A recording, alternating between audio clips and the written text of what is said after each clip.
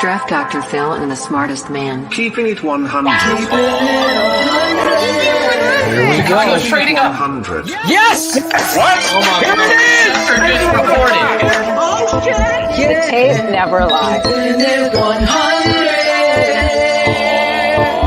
The people drop off, but we still keep rocking. You'll never know how good your football team's going to be until you play with maximum effort.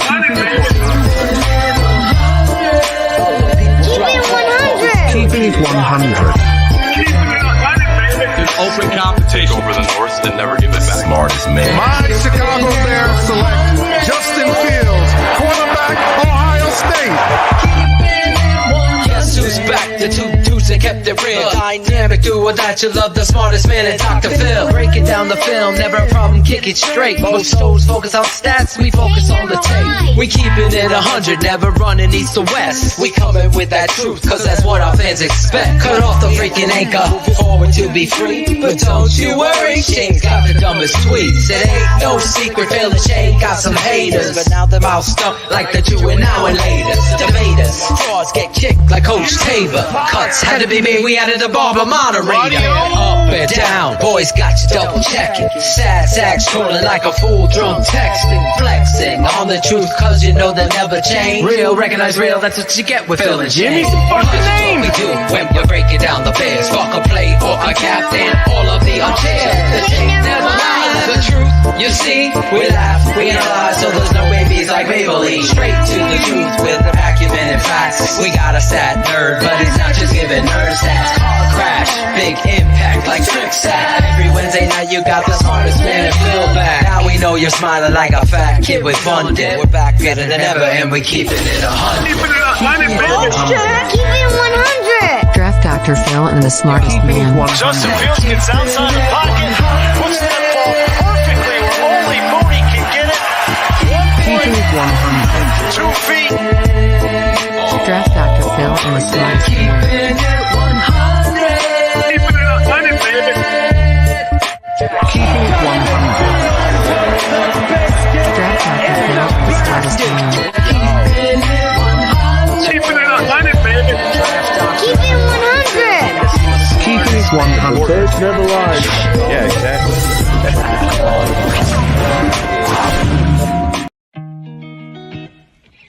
I mean, it should be over. It's over.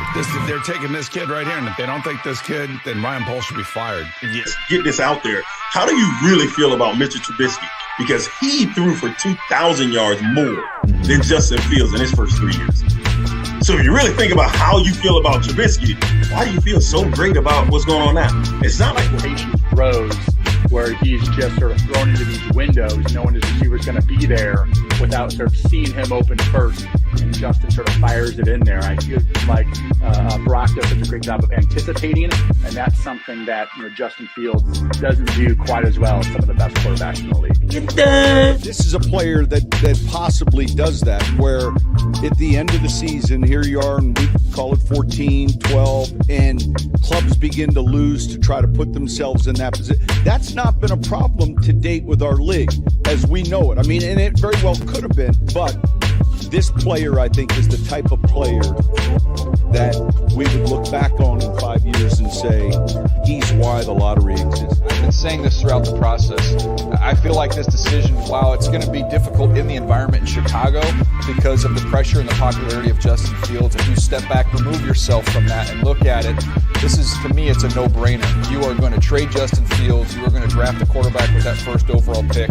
You're going to go from having to pay a quarterback, which in Fields you'd have to pay him $40+ million, to now being able to get one for about $9 or $10 million. And that $30 million worth of savings, go help your team. And the draft picks you get for Justin Fields, go help your team. Build around a new quarterback. Reset that clock. That's the smart thing to do. There you go. Yep, I like it. I like it. I like it.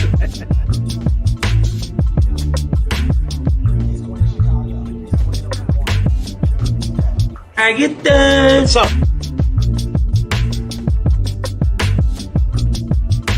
but I'm getting texts during the show like that tell me the Bears are not keeping Justin. For one, bro. Just to let you know, you're going one. It's already done. Yeah.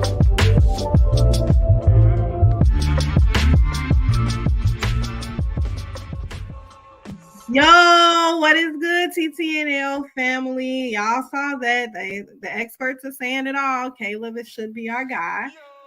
It is Wednesday night. Y'all are in the right spot. We got a lot to get to tonight. Simone Biles is a Bear. I don't care what y'all say.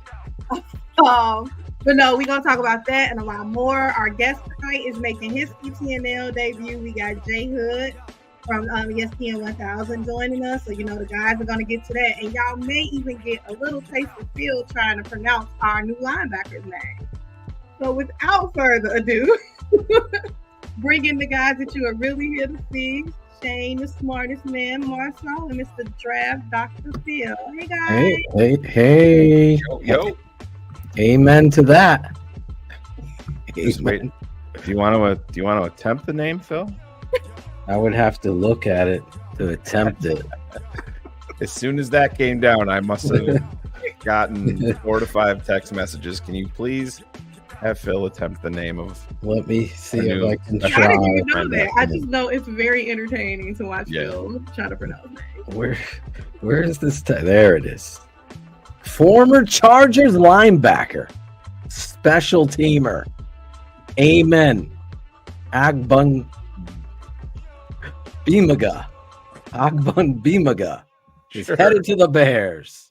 It's a 1-year deal, $2.1 million with a max of 2.5. Agbang Bimaga gets it done. How did I pronounce that? Agbang Bimaga. Yeah, it was awful, but we'll run with it. I wonder how it really is. Agbang Bim. I could only make a song about it. Yeah. That's what I need to do. But yeah, hey, can't forget about the special teams. Big part of the ball game. Even though special fans teams want to is a dismiss big it. part of the game. We might draft a punter, Shane. Yeah, we'll see. I bet you they don't, but we'll see. Well, Phil, we got to trade for the Hall first, right? So we can get that 7th round draft pick to bring in the punter. Yeah. Hall. Oh, Sheri, how are you feeling before we kick off tonight's festivities? I am doing good. Yes. So thank you guys for showing your love. Shane, I saw the shot you threw last week. That's cool. Yes, a little stomach ache, so I had to take some time, and I still watched you guys, but you watched us from the comfy pillows in your bed, wrapped up. Mm-hmm. Were there any chicken wings delivered last night? Last week? No chicken wings. Not feeling well enough. Probably why my stomach was hurting. We're gonna get to all the super chats tonight and make it a priority during the interview. Jackal, make sure if there's questions for Hoodie and the company to get those super chats up, because sometimes we're completely involved in the passionate discussions and the analysis that you don't get anywhere else. Bang Bamiga. Imen Abang Bamiga. Wait, his first name is Amen. Amen. Yeah, Amen. Ogbong. Let's just call him Bong, man. Jack will love it.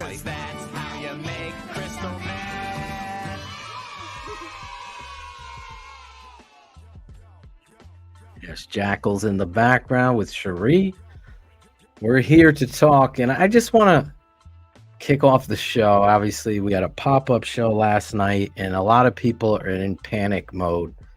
And there's a lot of confusion and manipulation and people saying a lot of different things in regards to quarterback Justin Fields. All I can tell you from my point of view that I haven't changed. I don't flip-flop. And I have been on the record here. You've seen all the clips Caden Whitlow has said. I know for a fact that the Chicago Bears were shopping Justin Fields and have been. That's why the GM says what he says right at the combine to measure the market. You're not coming right. We're shopping him. No, you do it professionally. But let's pull it back a little ways. And I'll give Jackal some credit too, because he came in my office and was ranting a little bit himself. And he brought it all the way back. It started with Justin unfollowing the Bears on Instagram. His dog unfollowed it. He's sending the message, right? He's following this team. We saw all of this stuff. He goes on. He doesn't want to be social media, but he goes on with the Brown brothers. We saw all this stuff go down. Right? So Justin set the stage and the tone of what was going on by unfollowing. That's how these kids do it today. Yeah, it is. Right? I mean, and then the GM and our guest can speak on it himself, because I thought he articulated it so well on ESPN 1000, Cap and Hood in the morning. When someone comes out and says we're going to do right by somebody, that doesn't mean we're going to do right by them and keep them the starter. You're showing the league that we're open for business in a different way than telling Adam Schefter the number one pick is up for grabs. We're open for business, or whatever it was said. I know for a fact that they were thinking he was gonna draw more than he did. And he did. And that's where we are right now. And to Shane's credit, or do we want to save this for our guests? Yeah. I think we save it for our guests, because he's obviously enjoying the spread that we laid out for him in the green room. Yeah. I want to give him a few minutes. The lobster tail, the fillet. Kaplan didn't eat it all last week. Yeah.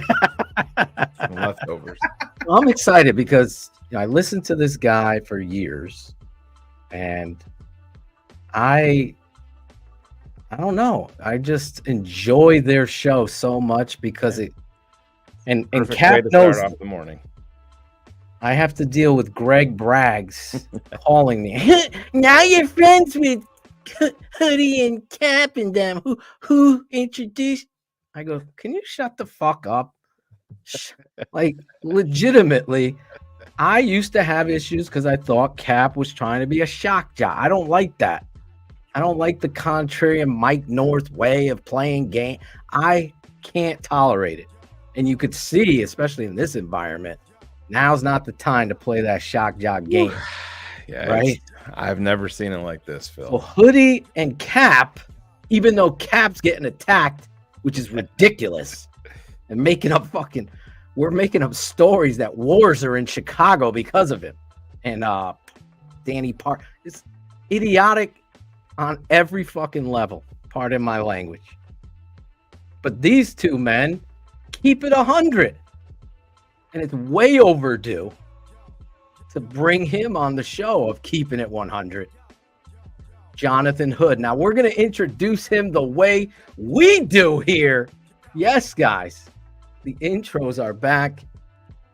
We're proud of this one. I hope he enjoys it as much as we do. Let's bring them out. Bring them out as they do on the show. We do it this way. Our guy, ESPN 1000's JHood.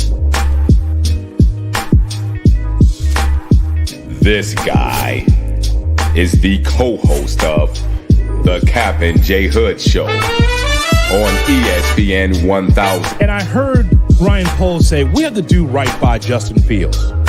It's not that we're still making our evaluation of the quarterback position, but when you offer the phrase, the old idiom, I got to do right by, that'll be all for Justin Fields. And also, the voice of the UIC Flames. Anderson, right to the basket, taking his time and takes it right to the rim. He's the only guy that can juggle keeping Cap under control. That's my guy. And pull off a perfect Mike Francesca at the same time. Listen, very awesome, but I just heard what you just said.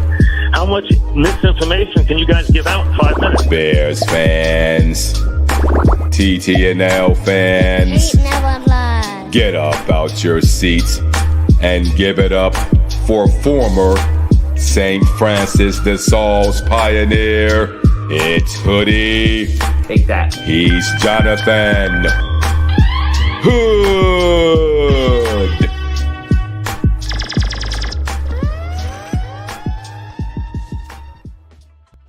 There he is. JHood. What's up? What's going on, guys? How are you tonight? Oh, we're just counting down the minutes, Hoodie, to the quarterback decision. You're there. I'm in New York, Phil's in Connecticut, and I've never seen anything like this. We should be so happy, and we're being cheated from that, I feel like. I want to say something before we get underway about the tape never lies.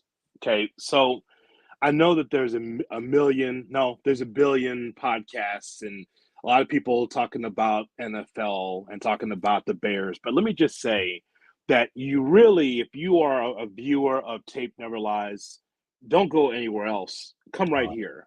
And the reason why is because Dr. Phil and the smartest man to ever live is going to tell you like it is. And so sometimes you'll go over here and I'll go over here and you'll hear this rhetoric over here, over there. Whittle it down. What I would say is ESPN Chicago, because I'll put myself over and I'll put ESPN 1000 over. But I think that we have to start whittling it down, man, because when you get these 10 or 15 sources, it muddles your mind on exactly what's truth and what's not. Yeah. The Tape Never Lies network is about the truth. Man. Thank you, sir. Dude, that means a lot coming from you, Hood, because you do, and I don't blow smoke. I've been around football my whole life. I have a passion for the Chicago Bears that my father gave to me only because he asked me, what position do you want to play when you grow up? And I said, running back. And he said, let's watch these tapes, pick out. And that was my first dip into scouting as a third grade kid. And I said, not Tony Dorsett, not Franco Harris, not Billy Sims. Who's that 34? He's like, that's Walter Payton. He plays for the Chicago Bears. From that day forward, I was a Bears. And you can ask my mom and dad for the rest of my life. My loyalty has been to this, and now I've brainwashed, and Shane has as well, his kids. And we're at the precipice of something so extraordinary. Like in my lifetime scouting and coaching, I have never watched tape like this. And I listen to you on the show, and you talk about the eyeball test watching on Saturday. You love college football. I do. Chris Zorich, same thing. Chris doesn't jump on college tape with me unless I ask him, but he loves it too. And he said the same thing. Caleb Williams just jumps off the television screen. Forget it. Now, when you look at the tape, though, yes, and you see the intricacies of the breakdowns, and he's moving and manipulating, he's quick releases, accurate. It's a no-brainer. Hey, Shane, watch this. Phil, you're great with the numbers. Here's a homework assignment. I want you to go back to all the Walter Payton carries and tell me how many times he was tackled and then put the ball forward three more yards for the first down, because that was his thing. Remember, he get tackled and then he just like put the ball over his helmet for another 2 yards, and then it would be like an extra 2-3 yards every time. He was classic, man. You're right. I mean, if you're ever going to foul someone in the running back position, it's got to be him. Walter's that dude, man. You're right about that. But when it comes to Caleb Williams, look, man, it's pretty obvious. The one thing that people will never do with me as a sports fan, as a football fan, is redefine what sports is or redefine what football is. Look, we understand that Caleb Williams has been the creme de la creme in college. I got college eyes. The 2020 is college eyes.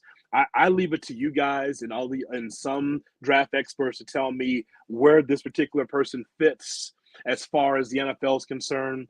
All I know is that I'm a Chicago Bears fan, and I've watched a play. Hey, my eyes are bleeding watching Pac-12 football until 1 o'clock in the morning Central Time, right? Went to the Hawaii game as I'm chasing, trying to make these bets come together on those Hawaii games, man, when you're chasing. Please, come on. Come on, Timmy Chang. Come on, Aloha, Timmy Chang. Aloha. Come on, give me. So I'm watching these games, and again, when I watched him, and I watched a number of really dynamic quarterbacks, Caleb Williams popped off the screen to me. I said, boy, as I'm watching him as a junior, as I'm watching him this past season, I'm going to go, well, he's going to be special on Sundays. I didn't know he'd be so special that he could be a Chicago Bear. It is. Hoodie, I listen to everybody, and it's, if you're, I don't want to call it a cult or anything like that, but there's that definite line in the sand with people, and remove all of the analysis, everything from it. First and foremost, we're Chicago Bears fans and want what is best for the team that we live and die with every day. And I look at like what we do and what you guys are talking about, and people should appreciate that it's fans on there talking about their favorite team every day. Why would we not listen? There's people that think that you cannot talk negatively about Justin Fields because he's still on the roster right now. Yeah. Well, if you say that, then all of your analysis is fraudulent for any player. And get him get the haul, give him more, give him more, give him more. And when I put up on tape, Phil and I, back when we drafted Justin Fields, we put it up. Why at Ohio State did we see the same flaws on tape when he was surrounded by 5 stars at wide receiver, 7 first-round picks on the offense, wide receivers everywhere, offensive linemen everywhere, the best of the best? And most games you're up by 30. Yeah. You know what I mean? It's like anything else. And me being old and old school, I still have the yellow pad, right? Every day. Still got the yellow. Got to have the yellow pad, man. I have the same one, man. Have yellow pad. You'll have a great show. Got to have it, right? Got to have it just in case. I can't do a show without it. I can't watch a football game without it either because the yellow pad matters. And I could draw a line right in the middle of that yellow pad and write down the positives and negatives for Justin Fields. And on the left side of the margin would be the positives, and then on the right side is the negatives. On the positive side, you love the leadership, good in the room. Guy has a hooch when he can be able, when it's accurate. He does have a strong arm. He can run with the football. Those are the things that we know. The other side of it is he still got this weird hitch. I go to Hallis Hall, the first practice, and all I kept hearing was, he straightened out this little hitch thing he has, with his arm. Yeah. I go, okay, I look forward to seeing it, right? And I'm just watching him, and I'm standing next to Cap and Courtney Cronin and, really solid, great reporters that cover the Chicago Bears in our city. And I go, what happened to the fucking hitch? I thought they were straightening that out. This whole thing, it's I can understand if you're Stafford or Rodgers or Mahomes, where you're going top 3 quarters underneath, you have these 3 or 4 different ways to get the ball out, right? And I'm saying he still has this hitch, which is also, and again, Phil, you can look at it on your stopwatch. It feels like it's another second and a half for him to get the ball out. You got to get the ball out, and he's still doing this big windup to throw the football. Look, I'm no quarterback, right? But I'm no quarterback. I'm just saying that when the experts say you got to get the ball out quickly in this league, hey, as I always say, I watch the Bears, the sophomore game, and the varsities, the 325 game, or the Sunday night football game when you get the upper echelon, and it can go from Tua to Mahomes to Kirk Cousins, time and time again. You see this ball out; it's getting out quickly. It might be intercepted very, very rarely, but the point is though is that the receivers and the weapons are ready because they know it's going to get out in 2 seconds or less, or 2.5 seconds or less. And with Justin, it's him surveying the seam left, right. Should I run? And then the big looping throw. And by that time, he's sunk. Yeah. They have the same issue that they would talk about with Byron Leftwich. And Byron obviously became a career backup and a coach now with the big windup. But what you see on tape is a tap, a pull down wind, and then a release. When you already struggle with the processing of anticipation. So for me, looking at it, I've shown our patrons, because I used to put my videos up on YouTube and you'd have 85,000 views or whatever, and then there'd be 30,000. Hey, you should do this. Hey, can you circle? And I was like, you know what? Jim Larison, to his credit, and my wife is like, and you got to start doing this on Patreon side, and people that really want this deserve. So I started doing that. In the last 2 years, I've showed Justin Fields hoodie. Just continue to do exactly what you're talking about. There it is. It's at Ohio State. The ball turns 50%, we call that. So it's 50% down. So now it's got to travel. Then you get the big. But he's already tapped it. Yeah. So you can't see that in the picture. So it's a tap, 50, loop, throw. Now you struggle. And I try to tell people, and I show it on the tape. So if you struggle in anticipation, delivering through a window that's going to, you have to believe it's going to be there, then the windup and the delivery helps safeties, defenders close, and thus you start seeing quarterbacks. And you I'm not going to throw over the middle. You can't forget about the speed of the drop back. That's been an issue.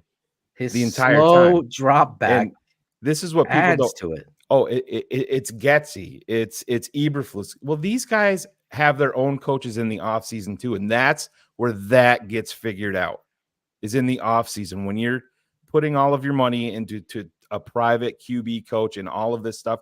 That's where that gets figured out. Hoodie, you know this. They're not doing that in practice in season. They don't have time for that. It's not the way that works. And it's when you're talking about a game of, it's not even inches, in a game of milliseconds, when you're slow with the drop back, slow with the processing, and slow with the release, that's why you see mediocre passing numbers. And listen, the Bears aren't free. The Bears are not free of blame here. We all know the issues with the Bears, but there's a better person available. Caleb Williams comes to Hallis Hall tomorrow as a more progressed passer tomorrow, if he's on the practice field, than Justin Fields is heading into year 4. And that's not a divisive statement. It's a fact. What else do you say to that?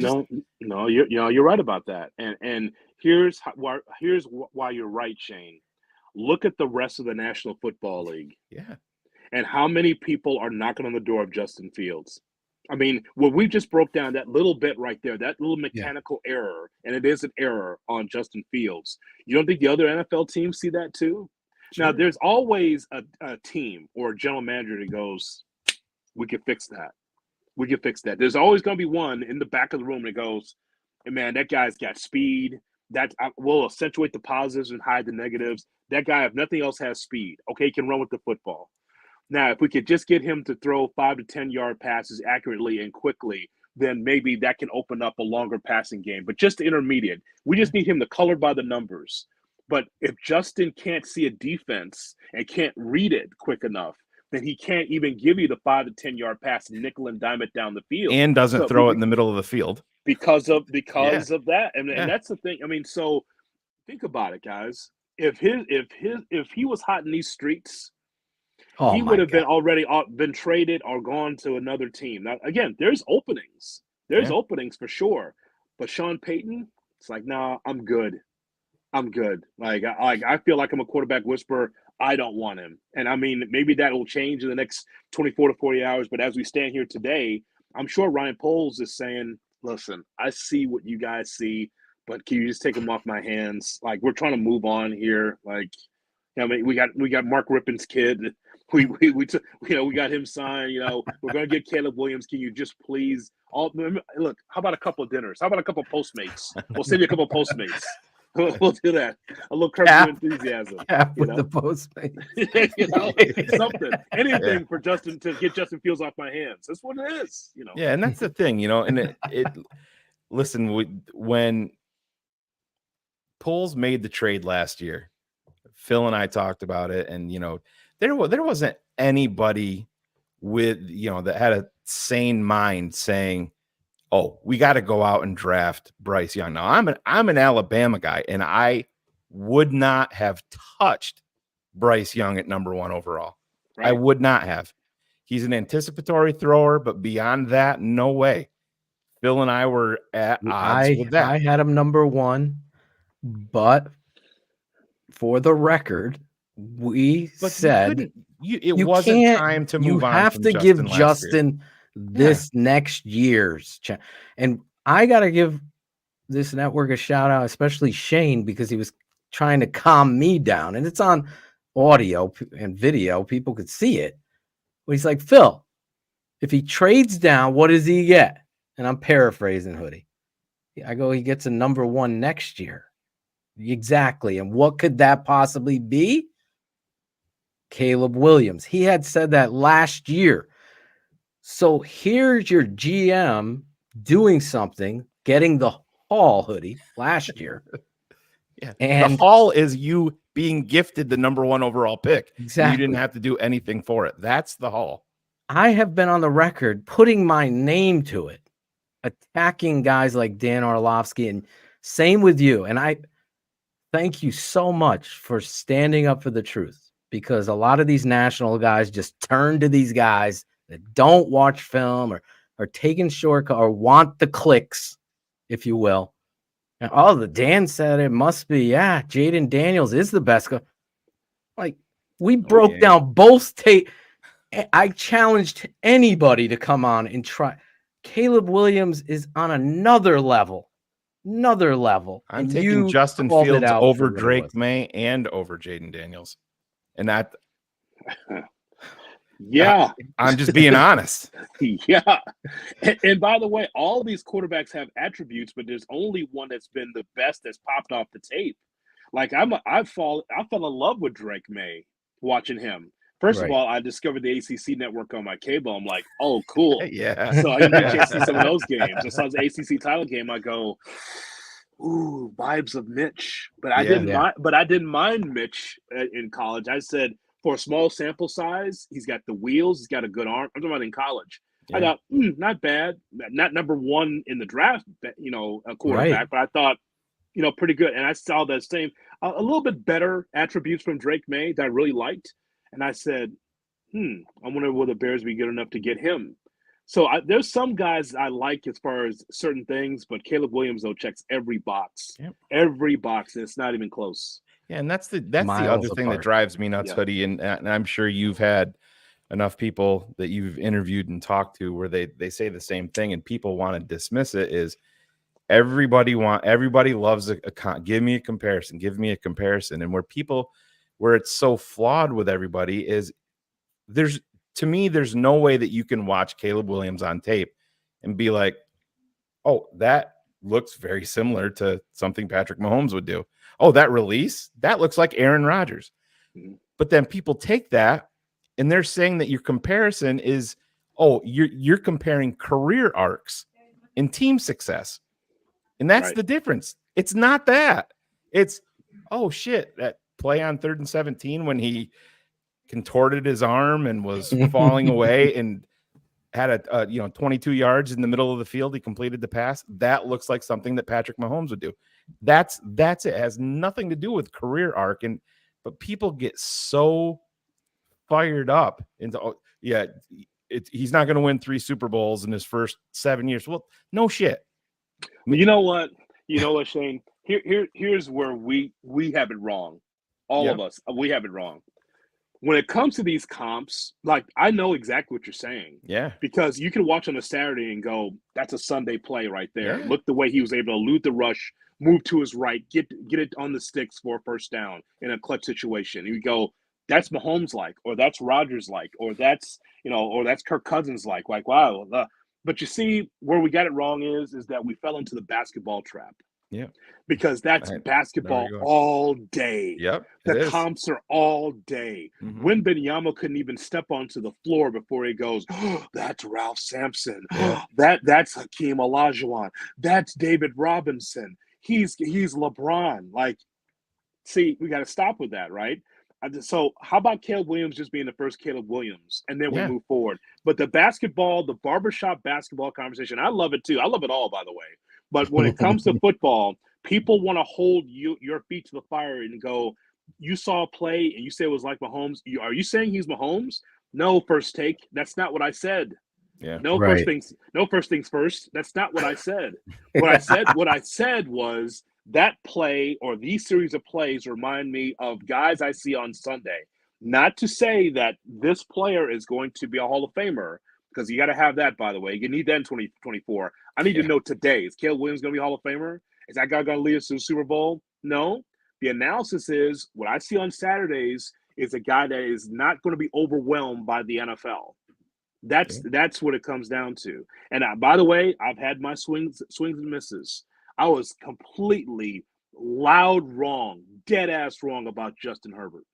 Wrong, like loud wrong. Just like watch him at Oregon. I said, yeah, he looks the part, but I don't know, man. How does that look like an NFL offense? Hey, you're talking to a guy that was a Deshaun Kaiser fan.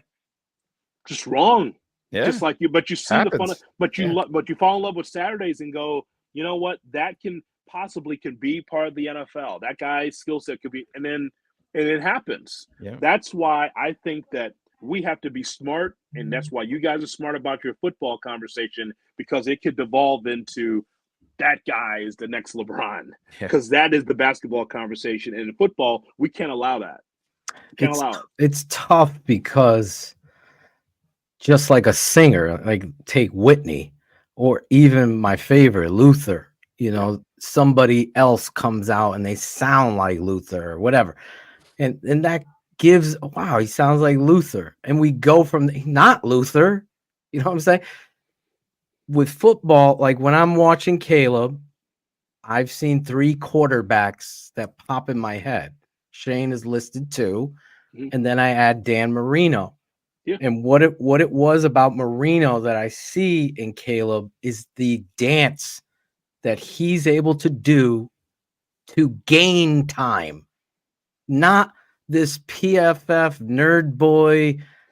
I'm holding a clock to see how long he has to throw, just like Justin has to see these two. And you're just not watching. Wait a second. He's dropped back on a 3-step. 2 guys blitzed clean.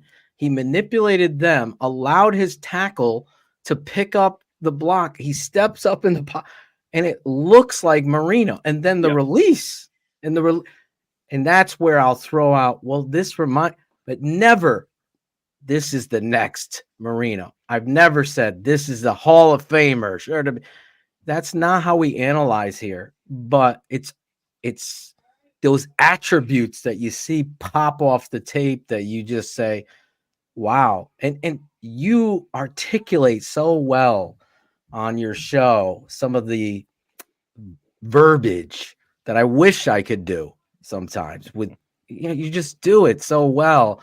And I remember you just even now saying those look like plays that work on Sundays. Yeah. And the way you poetically paint that with your words, you and Cap just are just great, a great team and a great morning show every day. For me, as a rabid believer in truth, in that the media has a responsibility for that. There's opinion, there's a place for that, and fun and all that. But then when someone's talking straight out their ass, Cap and Hood call it out. And I know Phil and Shane always do. And we get painted as we're Bears content create. We destroy Bears content. No, we don't. We destroy frauds. If you're going to be a Bears content creator and bring out some bullshit narrative about Justin Fields or Khalil Herbert or Charles Leno, I'm going to show you the tape and say, you're so full of shit, and this is why. And that's why we stand. And that's why I was so excited about having you on the show tonight. And I'm sorry, I went on a mini rant, but I want to ask you. No, I appreciate it. No, first of all, I just want to say thank you for saying that. Cap and I are emotional Bears fans. However, sometimes, at least from my standpoint, he and I are different in this regard. Like, he is fire, shoot, aim, right? because that's his passion, right? Right. And my perspective is I love the passion. I could be working in Phoenix, brother. I could be working there where the Arizona Cardinals don't matter. And or I could be in Charlotte or in the Carolinas and trying to sell an idiot owner that has no idea what he's doing with the fan. I could be working in those markets. I have friends that work in those markets, and they admire what we do covering the National Football League or covering the Chicago Bears and go, boy, you guys got a firecracker going right now. This whole thing, this thing is off the chain. This Caleb Williams and Justin Fields and how it feels fresh and how Ryan Poles has never, like the Bears have never tanked before. That's some history right there. They've never tanked before. They've just thrown money at the situation and go, here you go. Yeah. You know, here's a free agent, you know, fuck off. That's the way they've done it for years, right? But they've never tanked to be able to try to build kind of what the Lions are doing right now or what the Texans are doing right now. And so that's the difference. And so from my standpoint, I love the passion. I love the passion. It might be some half-cocked nonsense that comes out of left field from some Bears fans on social media, on our phone lines. But imagine if they didn't call. Yeah. Imagine if no one was invested. I mean, I don't think there are any small markets in the National Football League, not really, like it is in baseball or in basketball. But in the NFL, there are some markets that don't have the same passion as a Chicago, as a New York, as a Dallas, you know, markets like that, as a New England. Yeah. And so I'm fortunate enough, I think we're all blessed enough to be able to analyze this thing. If people want to come off the top rope with some crazy shit, let them do it. Let them do it. Imagine if you guys on a regular basis was covering Carolina. Yeah. Where it doesn't matter, where they're fourth or fifth. I got friends in that market, and it's Duke and North Carolina basketball. Yeah. It's college football, the ACC. Oh yeah, the Hornets and the Panthers at some point we'll get to them. Yeah. I mean that's what it is. Have you ever seen anything as divisive as this, where fans are putting like freaking local mayor signs to keep Justin Fields in their yard? I've never seen anything like this in my ever. And it's to what you're saying, the passion that is coming from this. Is this something I have to ask you? And all you grew up in Chicago, you've been around this team, you've been covering this. Is this something that concerns you with the McCaskies kind of jumping into this, worrying? Like, I keep envisioning, I told Cap this on the phone. I'm like, and I told my our CFO over here, Jim Larison, I'm like, I keep seeing George worrying about Justin's feelings. And let's just keep things like, let's keep them. And maybe we can do, like, do you fear that? Not from George McCaskey. Some of the McCaskies from the past, because they were concerned about PR. Michael McCaskey was solely concerned about PR. But George McCaskey is that dude in Lake Forest that we saw in training camp that was just on a scooter or getting the steps in. He was away from the facility. He was with his grandkids and just watching practice. Like, Ryan Poles, this is his show. This is 100% his show, and Kevin Warren. Those brothers lock McCaskey out of the facility. It's like that's the best news.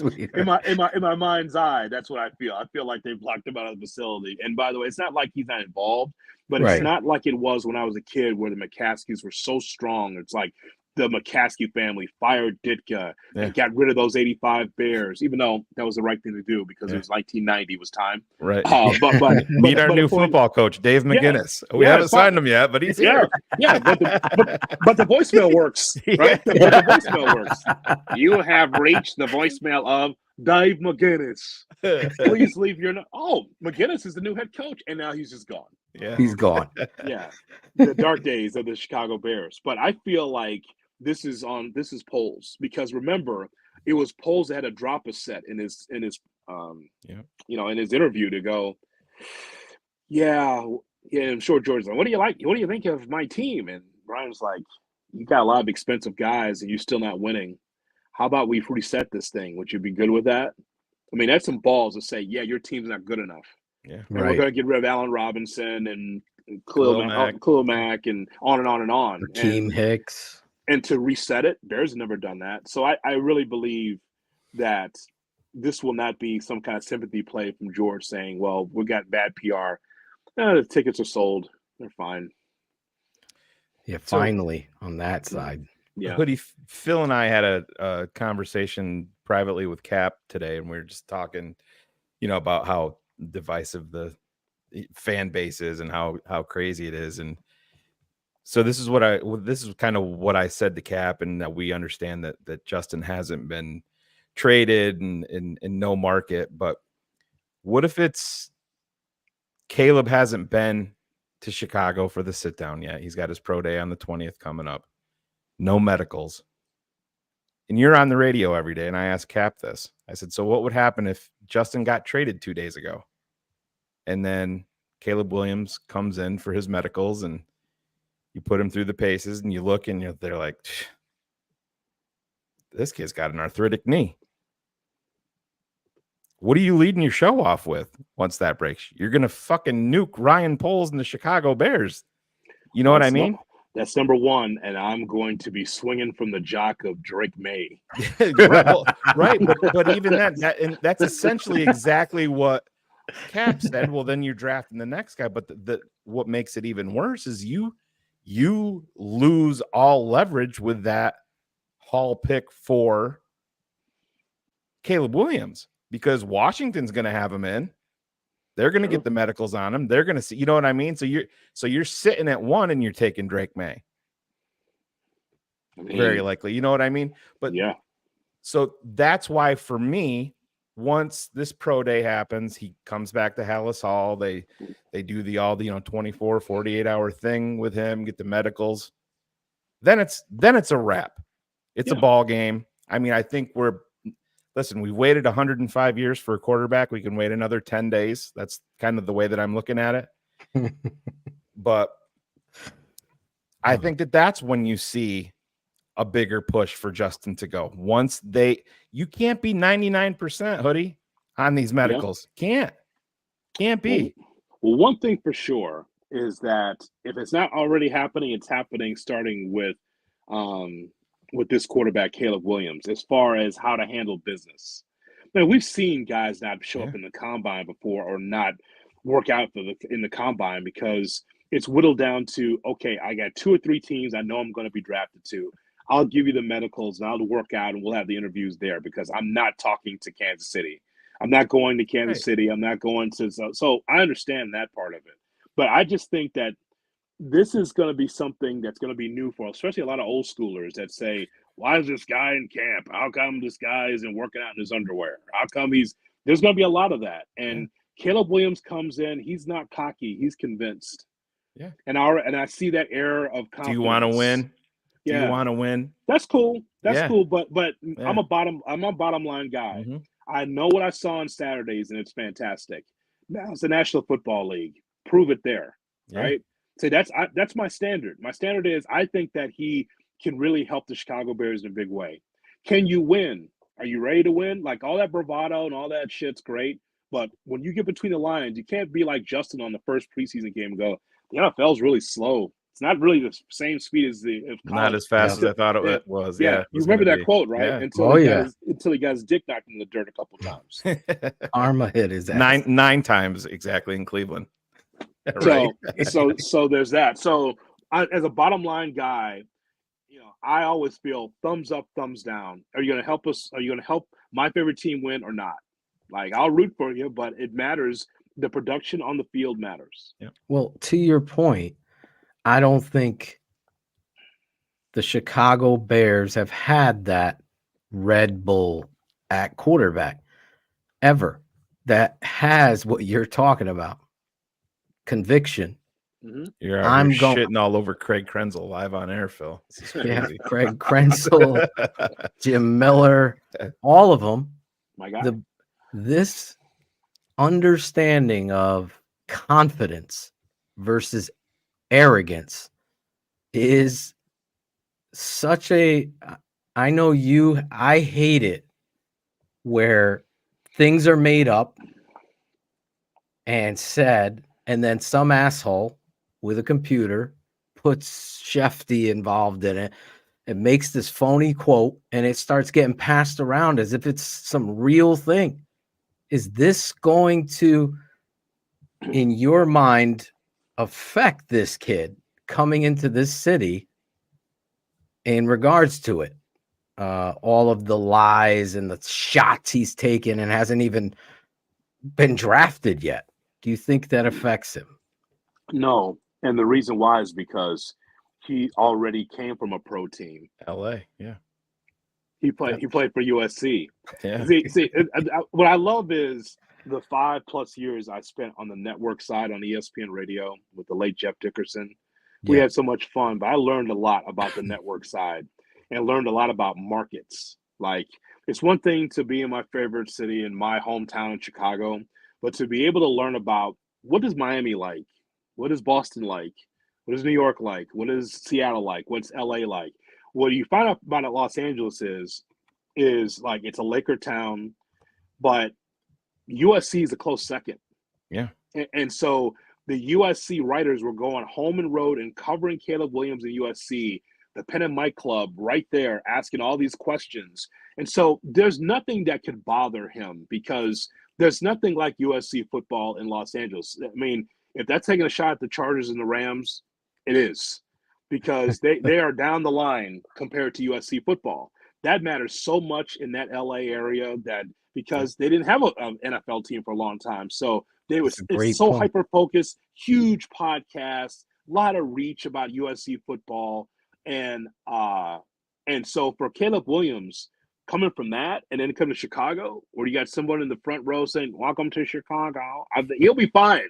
Yeah. Like the Chicago media is tough, and rightfully so, but they're asking obvious questions. And Caleb Williams, I think he'll be fine. He's already got the experience with a tough media crowd. Just wait till Larry Mayer rips him apart with the first Lunch with Larry episode. He's fucked.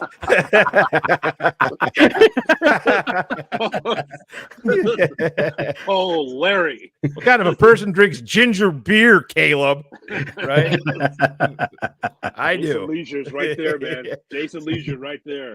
Oh, yeah. So, Matt, are you fired yet? No? Okay, thanks.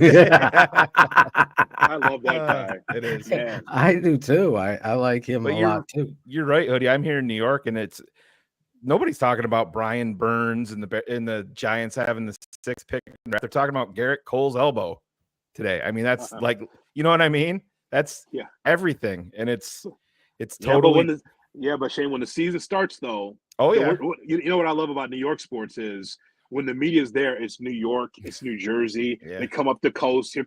Are you from Providence? Yep. I want to find out, like what are you doing here? Like, I love the 2nd and 3rd and 4th row of media asking all these tough questions, man. And once you get there with the Giants and Jets, it matters. You know what the Bears struggles.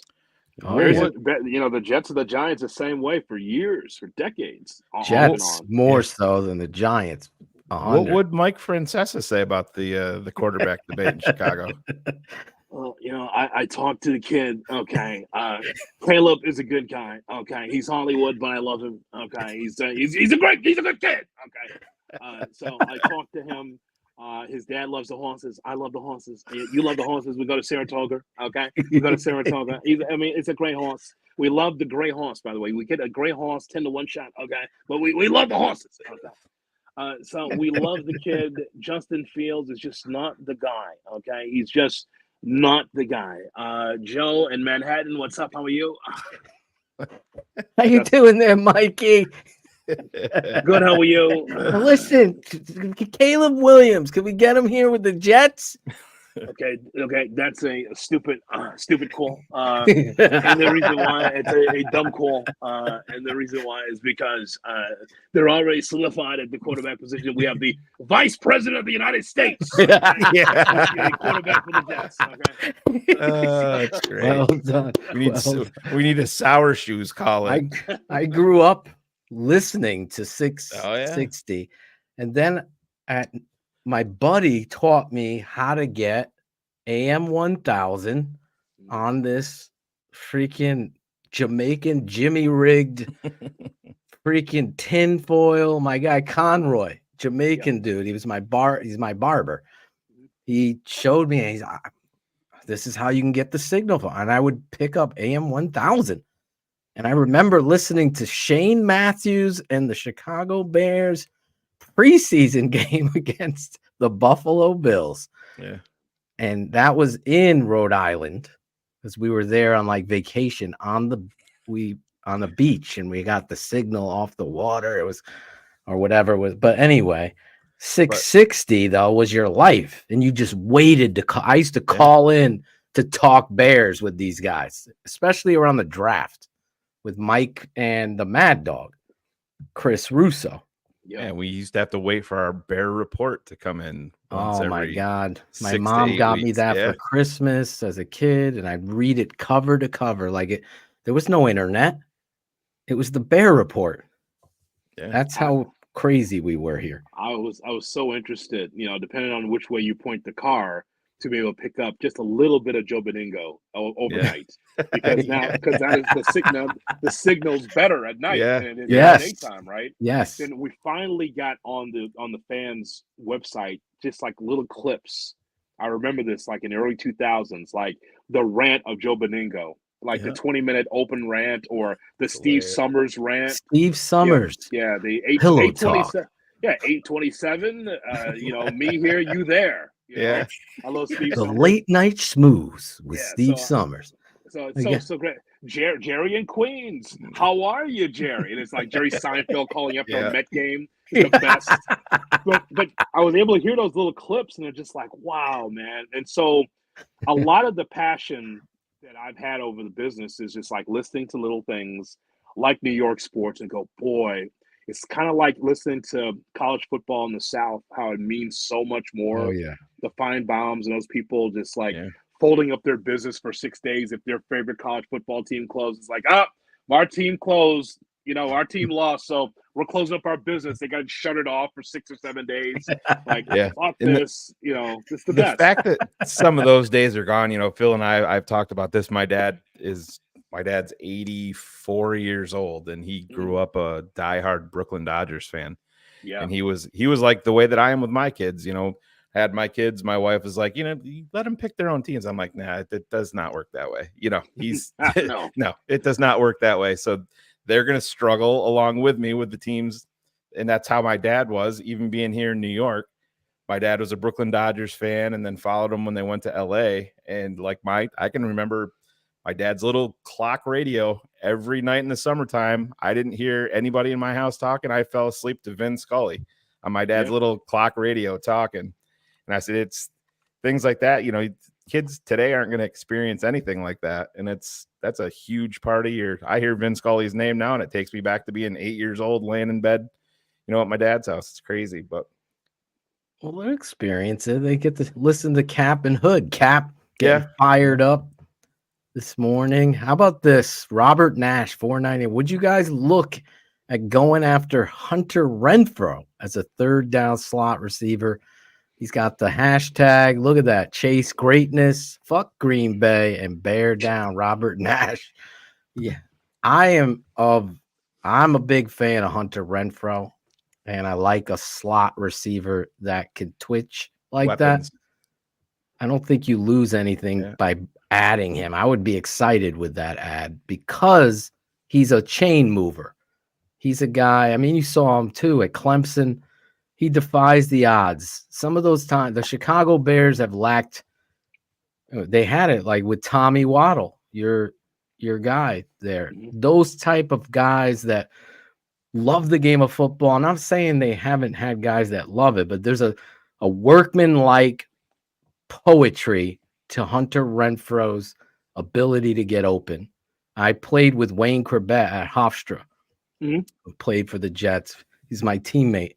He's actually my suite mate for one season. And the guy worked on his craft to get that kind of separation because he knew he was undersized and he had to do it. And he was better than Keyshawn was. And Keyshawn still is terrible with his takes on television. He's the worst. But I'm on Renfroe. Shane, you're on him. I have no problem.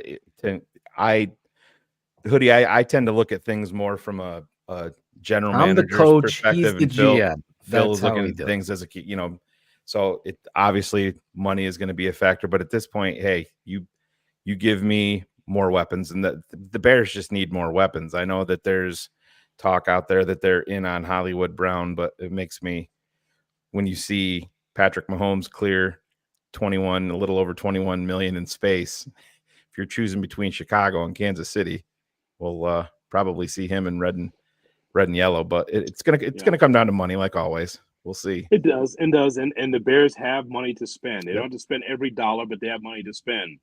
One of the things when you look at this depth chart with the wide receivers, guys, it's a little scary. It is. It is bereft of quality talent, and I don't care if that's Fields or if it's going to be another quarterback in there for the Chicago Bears. It's DJ Moore. You have Tyler Scott, and I'm half-assed looking at it. It's like, boy, Tyler, you were not put in a position to succeed. Then when you were put in a position to succeed, you weren't very good. You looked like on tape, you looked like a fourth receiver. You looked like as they try to kind of put you in a position where it's like there's no way Tyler Scott in a big spot could get the ball. They put you in that big spot and it didn't work, right? And so I could put that on Justin. I could put that on Getsy. I could put that on Tyler Scott. I thought he had some things to prove last year.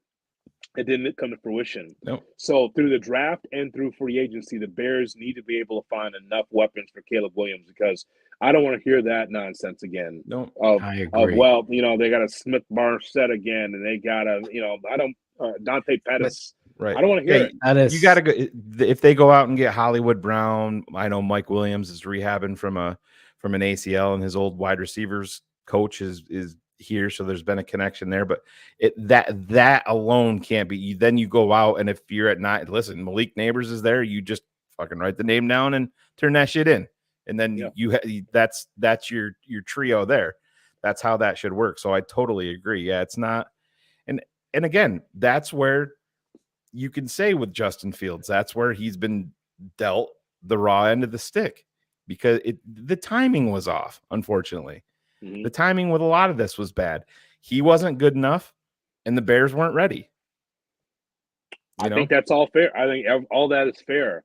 I want the Bears, though. And again, I know people want the sky, and I want the sky too, but I'm okay with the top of the home. There's a difference, right? I don't want the alley, meaning be like Belichick and the Patriots. Like, here, Tom, here's an accountant. Here, Tom, here's your neighbor. You run with those guys as wide receivers. We're not going to give you top shelf. We're going to give you – you're going to find guys that's going to be good for our system, and you're going to work with them. You're going to build them up. They're going to build you up. We're going to win that way. Well, with the Bears, I think that especially with a rookie quarterback, a couple of guys that are proven helps. Yeah. Anything you can help the rookie quarterback, because I would love to have a C.J. Stroud type of renaissance with the Bears this year where it comes out of nowhere and you do have some success. Don't put the kid behind the eight ball by just trying to outdumb the room by saying, we got DJ Moore, we're good. You're not good. You're not good. You still need to be able to get some assets in there to help the young man. Not expecting the sky, because that's not necessarily where you have to shoot for, but you need to have some quality guys that Caleb Williams can feel comfortable with. Right here, Martell N. 1999. I appreciate everything you guys do, and JHood is the man. Salute. Bear down. Thank you. Martell. Sean Stewart, $5. Been a big hoodie fan for a long time. Used to call in on the other station back in the day. Much love. Caleb Williams is the Hall, is what he's writing there. And here's a question. George C. Tronsru, who's an actor in Chinese movies. He could speak Chinese fluently. He was on here with us. $1.09 hot take. Should have been Henry over Swift for Maye. What do you say on that hoodie? Derrick Henry, or are you happy with Deandre Swift? I'm happy with Aaron Jones with the 1 year, $7 million. Yeah. Well, you talk about a savings. Hey, Poles. I mean, take a look at the market. Like, it's great to say in hindsight now, but it's kind of like. And by the way, asking the wrong guy. I'm a Georgia guy. Yeah. Sorry, Shane. I'm a Georgia guy. Yeah. So I like. Nobody's Yeah. perfect, Hoodie. Yeah, It's yeah. fine. So that's fine. I can't hear you with those championships in my ear. They're recent championships. They're recent. More recent. But I like Swift, and I was hoping that they would find a veteran in the room to go along with that. Yeah. That says a lot about what they feel about Khalil Herbert. Oh, you know, I kind of think that with that move, and I thought it was a little premature, but now you got to run on running back, so you got to go along with it, right? You got 3 or 4 or 5. Mixon's with a team now. You got cut now. You got picked up, right? They traded it. They ended up being a trade. They traded him to Houston. Traded him to Houston. Yeah. So there was a run on running backs, and it's like, okay, great. So I'm fine with that, but I think that move told me a lot about what Khalil Herbert isn't. Yeah. And I like Roschon Johnson as a backup to Bijan at Texas. I think that he could be really good as well. Yeah, it really sounds like Josh Schrock was talking about it today or yesterday, and he said that he talked to Khalil, and this was before free agency, and he's like, well, what do you think of Waldron? And he's like, yeah, we haven't talked yet. I'm like, ooh, that's yikes. You know what I mean? Yeah. That kind of tells you right there that it's not great. So it looks like it's going to be Swift and then Roschon, behind him. Then they have Travis Homer. But in terms of that question, what I would say when you're talking about Derrick Henry versus DeAndre Swift, it's just it's the versatility. I think that they wanted a guy that could be more of a weapon, running the football and out of the backfield. And Derrick Henry, fabulous player. Don't get me wrong, but he fits Baltimore to a T. That's a dangerous, dangerous situation now. You gotta love Baltimore. No excuses, right? Oh my God.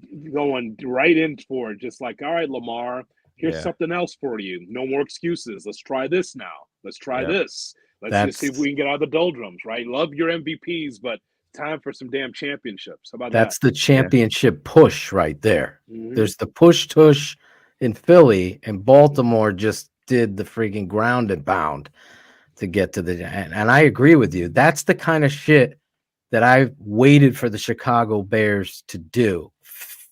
Freaking see the pieces that fit. Like a Renfroe to me would be a perfect, here's a quick release passer off these RPO games, and you get that quick separation. Caleb's going to hit it. Where Justin, with what we talked about, the windup, the slow creates more length in a game of geometry, really, in football is the longer you wait, the length of the sideline comes closer, and now you have your 12th defender. Mm-hmm. And that's the problem with Justin Fields and trying to fit him in this kind of offensive philosophy that everybody's running. But I'm excited about that. I like Swift. Were you a Swift fan from Georgia? Oh, yeah. I was. Man, it's running back you. So he's got that third gear that the Bears haven't had. That, and I call him the field flipper. Just turned 25 in mid-January. So listen, he was not overused in Detroit by any means. And I said his numbers could have actually been a lot better in Philly, but like you said, they got down there at the goal line and Jalen's poaching all the touchdowns, like you said. But I have no problem with it. To me, you're in weapons accumulation mode, and that's where it is. Get a weapon. James Hunter, $10. Glad to get JHood here. Cap was smoking today after the Get the Hall call. I'm so excited. If you're just tuning in, we got the great Jonathan Hood of ESPN 1000 on the show with us tonight on Keepin' It 100 on the Tape Never Lies Network. Jonathan, the signing of Gerald Everett. I'm a huge fan of Everett because he does what Cole doesn't. He squares his shoulders and gets up the field after reception and gets as many yards as possible, He's got a great stiff arm, but I think he becomes, we look back at this. I think he becomes the best second tight end the Bears have had in a long time. What are your thoughts on him? Well, I think that this one is obvious, Phil. I mean, Robert Tonyan, Gerald Everett. You're trying to get younger in that spot. You want to have something a little bit different than Cole Kmet. I think Cole Kmet is an ascending tight end, and so you're just trying to get a younger asset there. And for a team-friendly deal, that he didn't break the bank. You didn't break the bank for Everett, so that just makes sense to me. I mean, some of these things have to be practical, right? Like every move is not a home run. Right. Some is just a line drive, just a nice base hit. Some of them are just a line drive double. This was a nice line drive for Poles. And I know it'll be underreported because this will be down there with Scales, the long snapper, like, this tight end. I mean, you don't look, I know the Bears have some holes, but tight end and making sure that you fill out. I look at this depth chart every day. Yeah. Right? I should probably look at my bills more often, but I look at the depth chart instead every day, right? Yeah. Maybe I should be looking at these bills and making sure that I'm paying them on time. Well, unfortunately, I'm looking at the depth chart every day because I'm thinking it's going to change, and it does. This is a good move for the Chicago Bears because it's about depth. Yeah. It's very simply like you like your starters, but you got to think about injuries and quality depth. Multiple guys at a position matter. Hoodie, where do you stand at being a college football fan now? Phil and I, obviously, we both have Marvin Harrison as wide receiver 1 in the draft. Yeah. I have Neighbors number 2. Phil has a Dunze 2. Where are you falling in line on that? Well, think about Neighbors, right? So, God, just the game he had against Alabama, 10 receptions. Yep. They get a touchdown. Like, I'm trying to go, like, there's 2 or 3 games that stand out to me where this guy's just a magnet for the football, right? And what you like about a wide receiver when you watch him on tape or if you watch him live, you love a receiver that can make a guy miss and has enough muscle to be able to catch the football, not just be speedy, but also have enough strength to kind of move the pile. You get a secondary guy, you get a corner, or you get a safety that's on top of him, and he's still chugging for 2, 3, 4, 5 yards. He's a more explosive DJ Moore. Yeah, no question. I love that about Neighbors. Dunze, the same thing, though. Again, a magnet for the football. Watching Pac-12 football, like him a lot. I think I like Neighbors a little bit more. It's not about competition. Maybe it is. Maybe it's not. As an SEC wonk. But I kind of think, like, for me, Neighbors has a little bit more. But by the way, I'm not saying that Dunze is garbage because he's not. I just think that Neighbors can really be special in the next level. I look forward to seeing that because there was about 3 or 4 games, especially late October, November, where I'm watching him. I say, oh, my God, look at this guy. You guys seen him. Oh, right? yeah. Neighbors, I mean, I think he's fantastic. He is fantastic. Yep. It's very close for me there. I can, those 3 guys, I can make an argument that you could shuffle them up. If I don't need Marvin Harrison Jr. If you're giving me Neighbors, I'm ecstatic. If you're giving me a Dunze, I'm ecstatic. If you give me this name, since you're a Georgia guy, I believe McConkey will be drafted in the first round. I believe he's going to be a first-round guy. Again, Rick Spielman said, do not sleep on McConkey to Kansas City at the end of the first round. Yeah. Where are your thoughts with McConkey? Are you there? Because I was a receiver. I was a running back in high school, recruited to play receiver, punt returner.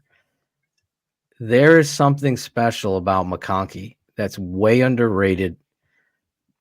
His ability to separate, but there's a 4th gear that he's outrunning Alabama angles. Yeah. And the injury, him getting nicked up hurt him, and recency bias and all of that with people plays into it. But yeah, his pro day today. He's going higher than people think. Did you see some of his pro day? Yeah. His ability to move is that's first round ability, man. I know he's not being talked a lot about it. I didn't hear that with Spielman, but I'm there. What about as a Georgia guy? You watch it all, so are you with me there? Yes, I am with you. I think that it's funny. They said it about Ladd, but Bowers missed some time too, Yep. where people thought George would have to take a step back because of his injury, and they were just fine without him. However, they were missing a guy that seemed more like a tough wide receiver than the traditional tight end. Yes. But Ladd McConkey, though, I saw him at the beginning of all of this, was like second round, bottom of the second round. And then the arrow started pointing up for McConkey because people saw what I saw. A guy that, again, special wide receiver. I mean, not the fastest guy, but there's certain guys, and Phil, you can speak to this better than anybody regarding angles. Right? Yes. It's one thing for you to be able to be a straight line runner. I've seen these guys 4.3, 4.4, 40. But how about a guy that can catch the football and make a guy miss? That makes the difference to me.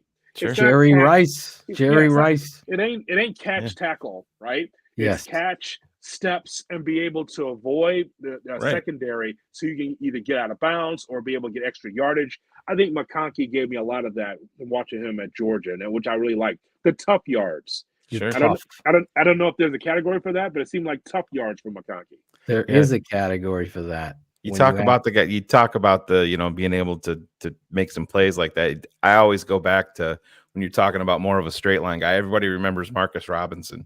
You know what I mean? Yes. Jimmy Miller would just throw, and Cade McNown even was making plays with Marcus Robinson, and it's just it's kind of a straight line guy. Throw it up, let him go get it, and make Alshon Jeffrey was like that too. Yep. But there's a straight line. There's another SEC wide receiver that I think is going to end up going higher than people think, and he led college football in touchdowns this year. And Brian Thomas out of LSU. Do you have any thoughts on him? Brian Thomas is a guy that I think people were sleeping on early in the draft. Oh, yeah. I think about this in, I guess early February, and no one was talking about it. I'm just like, I think maybe as the draft goes on, I think people start to realize, like, hey, what about this guy? What about this guy? Because we get so caught up in quarterback play first and who was going to go where, but that's a special player as well at LSU. It makes me think, Brian Kelly, damn, you could have won more. Seems like you should have won more with that talent. Sure. But what do I know? He's a Boston guy with a Southern accent. So what do I know? 17 touchdowns. That's right. 17 touchdowns. Another check mark in Caleb's box when Dan Orlovsky pulls shit out of his ass and talks about Jaden Daniels. Well, Neighbors and Brian Thomas have a little bit of help for you there. Whereas in Caleb's regard, we're talking about a different ball game. Brendan Rice and Taj Washington, good players, still going to be middle to undrafted. Maybe they can get in the end of the third round. Maybe I could see Brendan Rice a fourth round. I would be shocked if he was in the third round. Someone must have loved his work ethic and his family genes and see some, but no. Frank Hacks, $50 or $49.99. Steve Summers and the Overnight Schmoo. JHood, welcome to the TTNL Madhouse. We love your personality, bro, your smooth voice when introduced to Albert Breer, Tom Waddle, etc.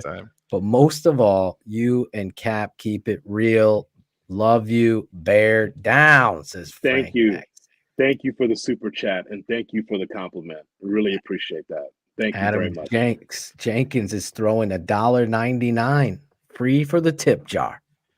So Hoodie, you love quick. Another. Go ahead. I want to get these guys because they are trying to talk to Hoodie. Robert Aleph, $10 left field. Been a JHood fan for decades. His Sunday night show back in the day got me through some rough pre-week study sessions. Thanks for being a voice for the people for all these years, JHood. Oh, wow.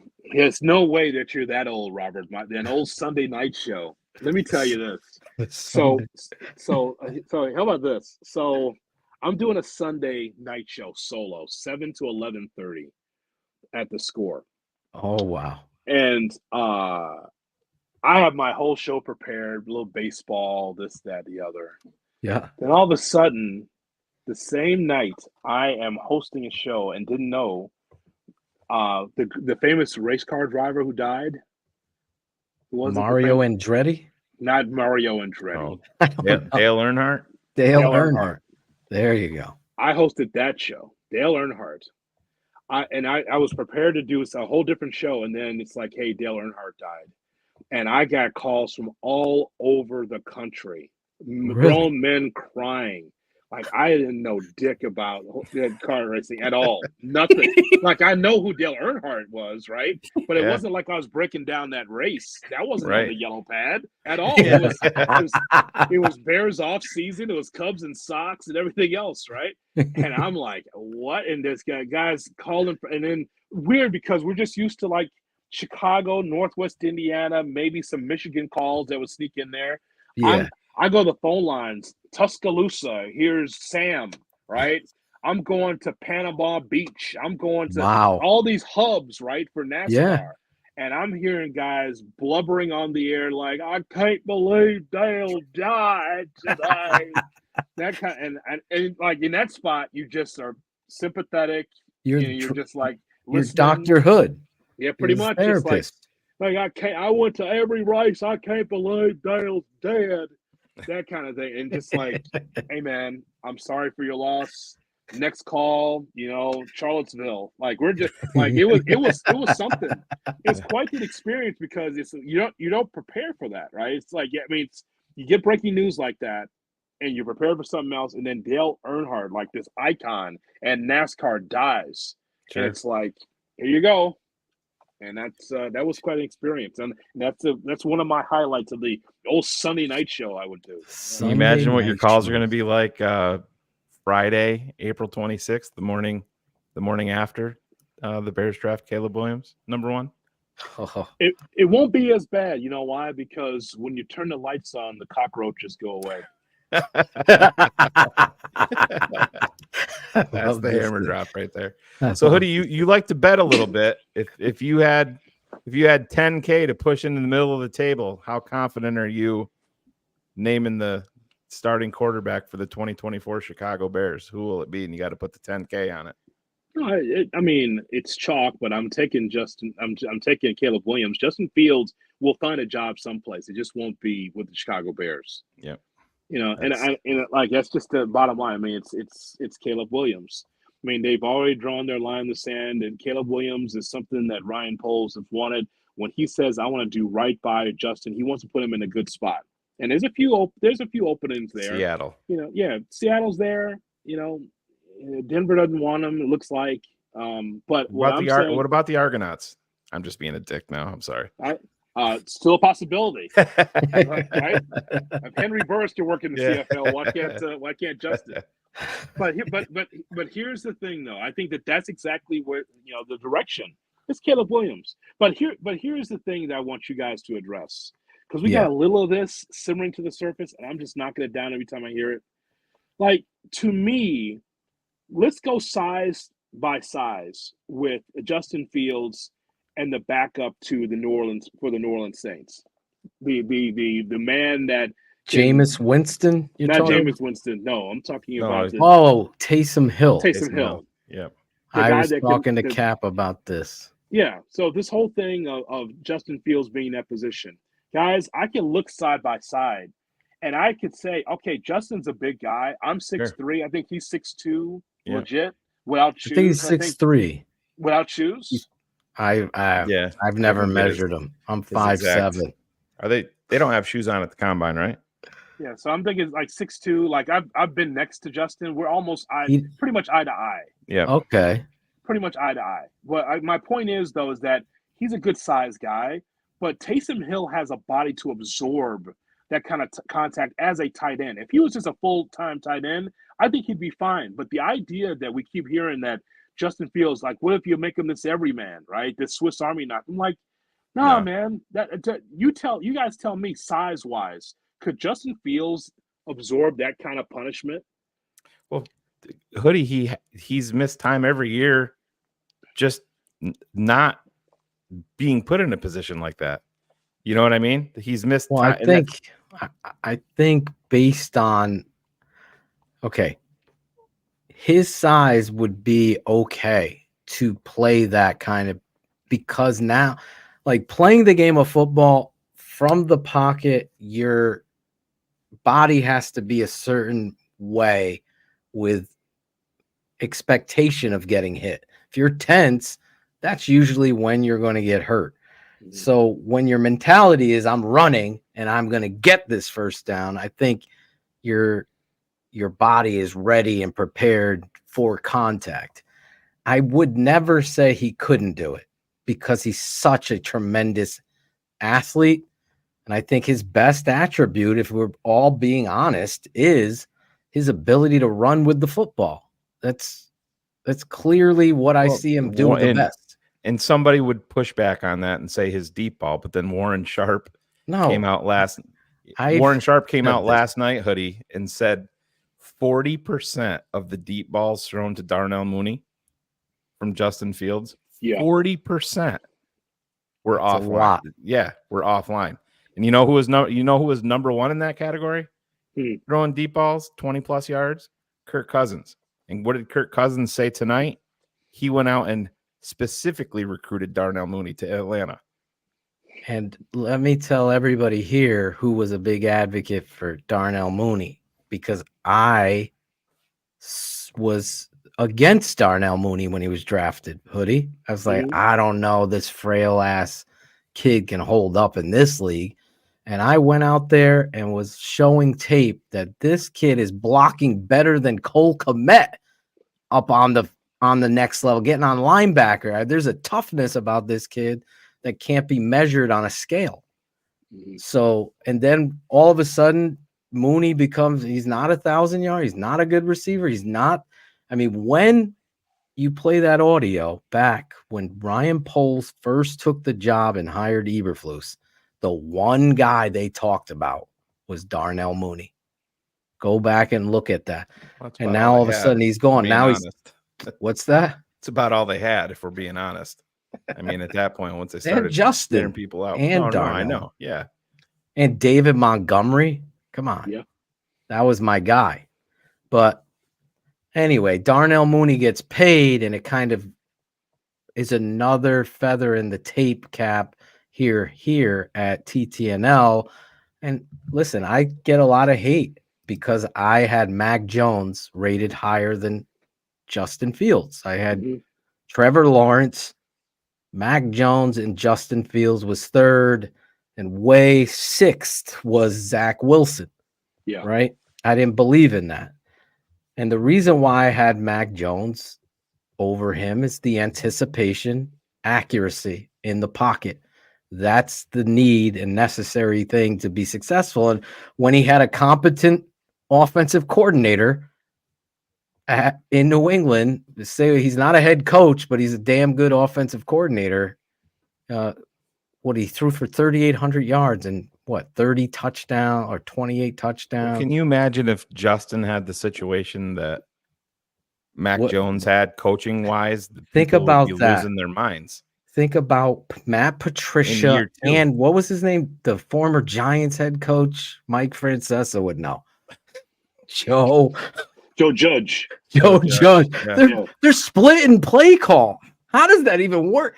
Like, this kid got dealt a shit card and he's been ripped apart. But again, I digress there. We're seeing the remnants. I don't like the fact that people are saying Trevor Lawrence Kobe White just isn't good. Fuck. Trevor Lawrence isn't good. Trevor Lawrence he got injured this year, but they were on the precipice of, they were number one, right? They had 10 wins at one point. Yes. And then he got hurt. CJ Beathard has to come in there.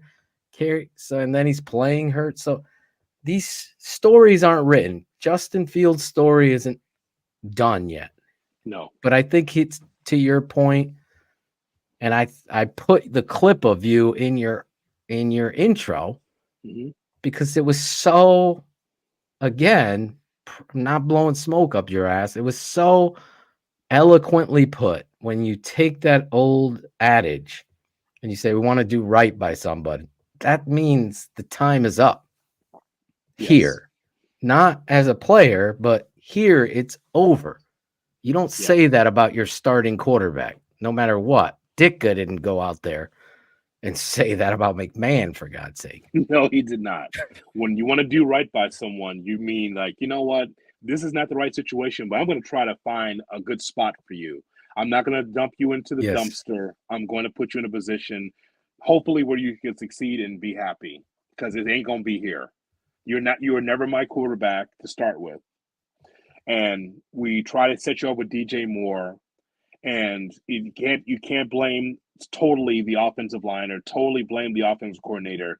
A lot of this is on you too, Justin, and you just never developed. You got hurt again, and you just never had those splash plays, those highlight plays, and we're close to being the quarterback we thought you could be. So we're going to upgrade the position. Also, I'm not a jerk, and I'm not going to pass up on the quarterback class twice.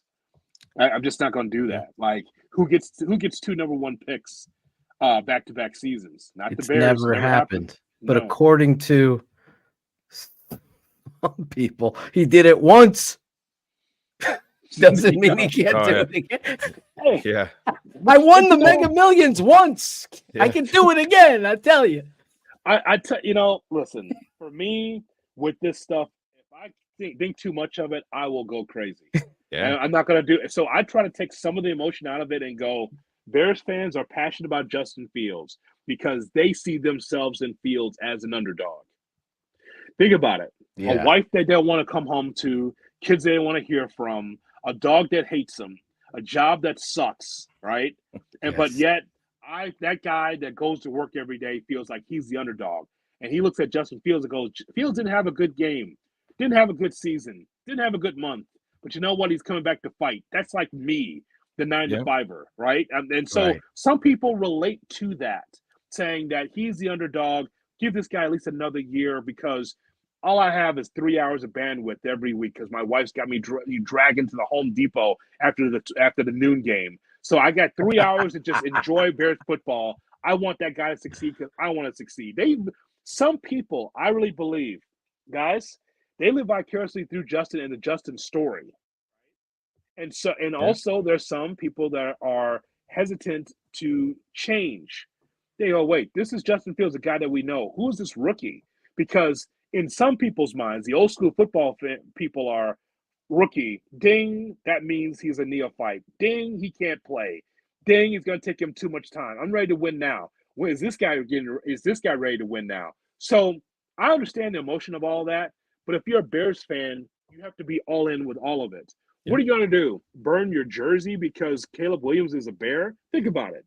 I mean, the whole thing for me, guys, is this. Yeah. Is that time changes. Players change. Sure. I mean, Eddie Jackson's on the team. How come no one called our show and said, I can't believe that Eddie Jackson's no longer a Bear? You know why? Because the NFL moves on, brother. Yeah. The NFL moves on. And the same thing with Justin Fields. This is a powder keg now. But once he's traded, we'll move on to something else. Yeah, and if Caleb goes out and throws for 325 and 4 touchdowns in week 1, all the haters will be silent. Yeah. Yeah. Yeah. Just real quick, because I want to finish this point and then I want to let you go because you've been so generous with your time. I don't want to keep you longer, but it's truly an honor to have you here. Big fan, obviously, and your kind words mean more than you could know. But I just I totally embrace everything you said. And then I'm just imagining and I don't know what to label them, Hoodie. It's those people that know that those fans are living vicariously like that in their tough life and want this. And then they start stroking the fires. And he paints his nails. He cries. He wants part of the team. And this is what he's bringing. He's a prima donna. And they've eaten that shit and believe it as if it's real, despite somebody wrote something tonight before I was coming on the show. And he was talking about the way these Justin Fields fans see this is like, if I'm a firefighter going into a burning house, the house is burning, and the guy is punching me in the face. There's no fire. What do you do? I'm trying to save your life. No. And the flames are there. And they're still, that's how crazy. And I go, yeah, I can relate to that. So maybe we need a word for the instigators. Maybe it's an opportunity. They know it and they're manipulated like an older brother giving a shit. But it's a next level insanity. Insanity where Cap is being accused of causing riots. Yes. In the streets. In the streets. Yeah. It's embarrassing. That's where the violence came from. Yeah. Oh, okay. Fucking Caleb Williams. Yeah, man. He caused it. Yeah. I mean, they're trying to figure out where this violence is coming from in the city. It's it's Danny Parkins and David Kaplan apparently because of their sports takes. There's one more reason not to draft Caleb, Hoodie. We never had to worry about this until he came into play. Exactly. Because there was no violence in the streets before Caleb Williams came around. Right. Exactly. It was a nice small town, Chicago. Nice little town we had here. Eddie Grant was lying. He was just completely. One more quick football question before we let you go. Let's just say things played out well for the Bears in the top 10 today with Tennessee paying Calvin Ridley, and probably looks like Atlanta's not going to go wide receiver, but let's just say things don't fall their way wide receiver wise, and you're staring Joe Alt in the face for whatever reason. Where are you? Joe and Bowers. Right. Which I don't think that they would go another tight end with the money that they've invested there, but where are you all in on Braxton Jones? I feel like Ryan Poles, I don't know. That's his guy, seemingly. Don't get Shea fired up right now. I'm not a Notre Dame fan at all, but I'm a Joe Alt fan. I will say that. And I think about coming out of the first round with your franchise quarterback and having your bookends solidified for the next 10 years with him and Darnell Wright. That's un-Chicago Bear like. That's been a few decades since we've had something like that. But where do you stand on that? Shane, I'm wondering what I wonder what Poles thinks at 1 and 9. Like one that's solidified. I'm just wondering, does he have the stomach to move up to get one of these wide receivers? Now, if he doesn't, then you have to be trust your board at 9, right? If you're not going to move, then you got to get what's best at 9. And I would love to see that, because as we go back and talk about Braxton Jones for a second. So Ryan Poles told us that he's a big fan of Braxton Jones, and of course you'd be a big fan. 5th round, you're not expecting a ton, but Braxton Jones up to this past season was healthy enough to stay in there and help you, at the left tackle position. So he likes him. Now, Phil, you and I can go back and forth on these draft picks, or in particular your offensive line. What I'm saying is that as much as you love to have A+ across the board on your offensive line, you just can't. They're not all going to be A+. If I can get a guard, especially the quarterback of my offensive line, the center, to be quality, and if everyone else is a B- or B+, no lower than a C, then I'm good. Like, I can't get all A's across the board. If you have Alt there, at least you can think about a guy that's young and has some experience, and he can work with Jenkins and with Darnell Wright, provided that they're healthy. So I just, to me, at 9, if Alt's there, I definitely would consider it. But I still think, as far as wide receivers are concerned, imagine DJ Moore or one of the wide receivers we spoke of earlier to be a bookend receiver on the other side of DJ Moore. Because, again, look at that depth chart. Not a lot of quality there. So, Phil, you tell me, offensive line, as you grade them out, I mean, everyone's not going to be an A. But I would love for the Bears to look at that and say, Ryan Bates, 39, 40 snaps, really the center for your future? Or is he a swing where he could be able to play multiple positions? I'm a little concerned about that, quite frankly. Like Bates, not necessarily a bad player, but a guy I think he could play multiple positions. But as a full-time starter at the center position, not so sure. That's where I start thinking about Alt and more things they could do on that offensive line.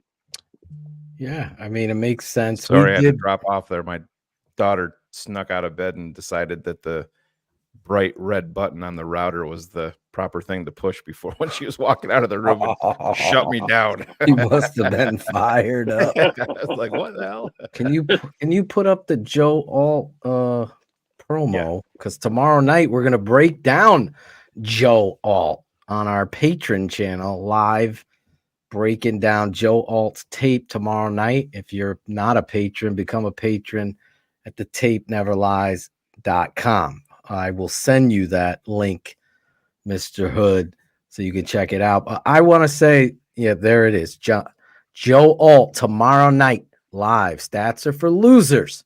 Tape never lies. Tomorrow night, become a patron.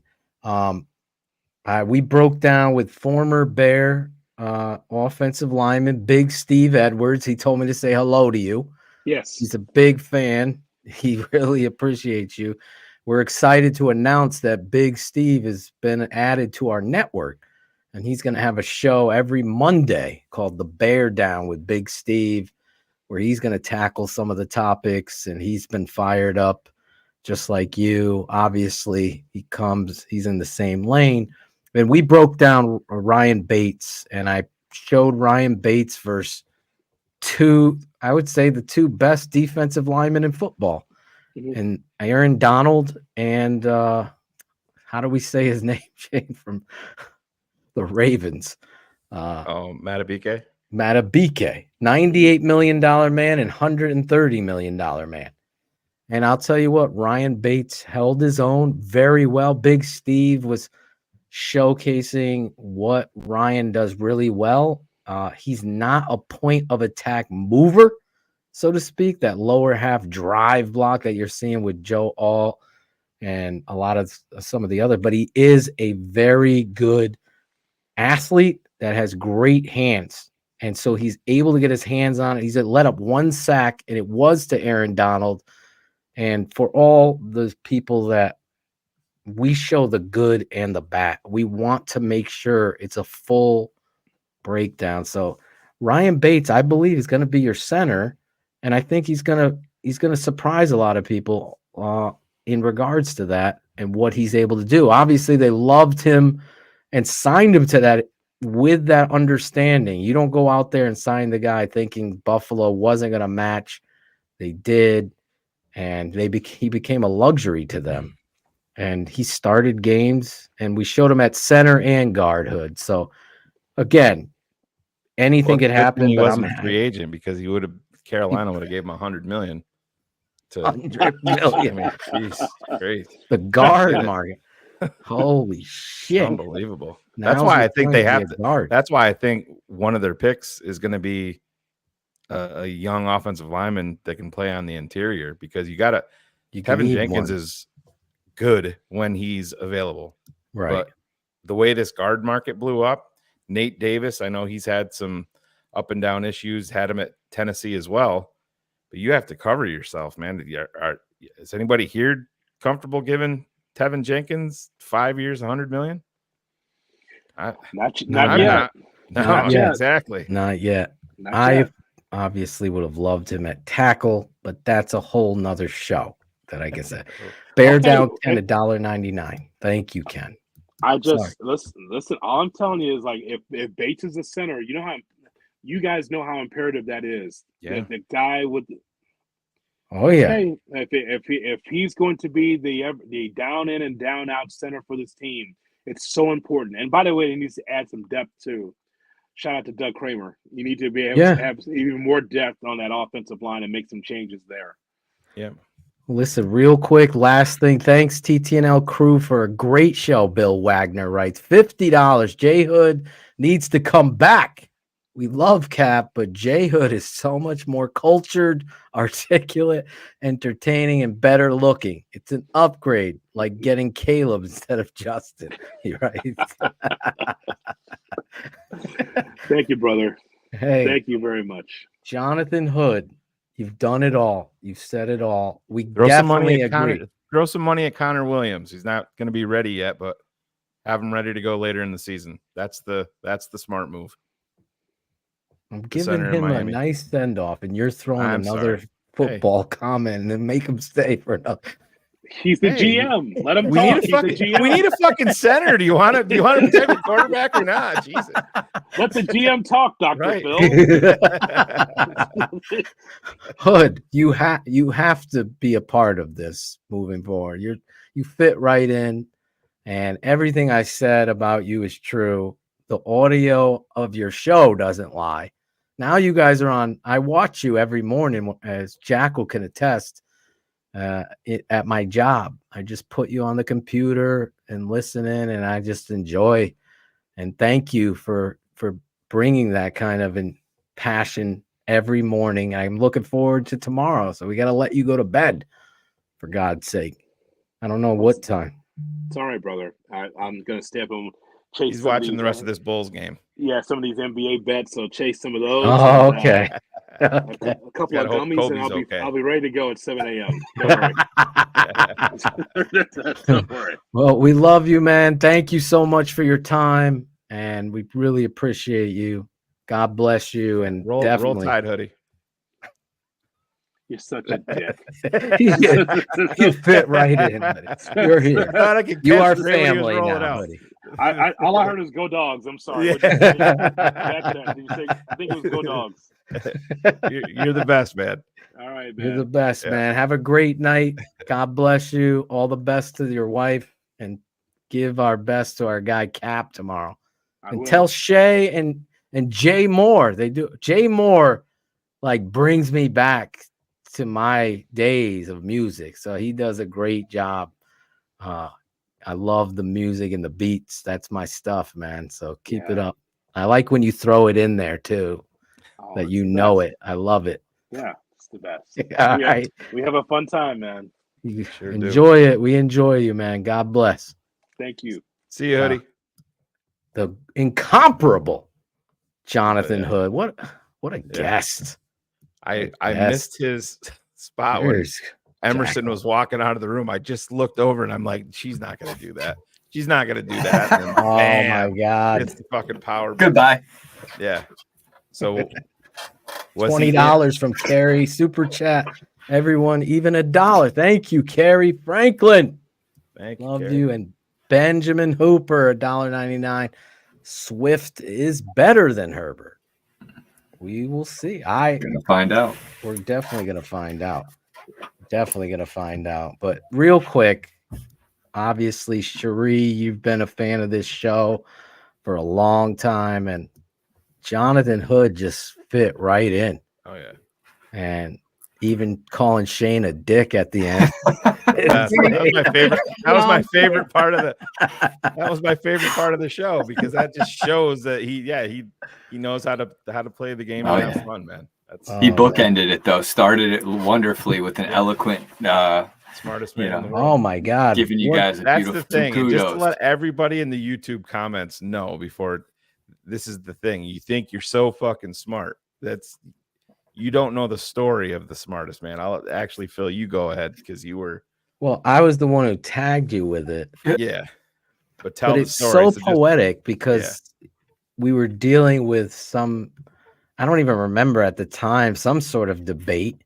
Yeah. And Shane is just talking as he normally does, with the articulation of putting someone in their place.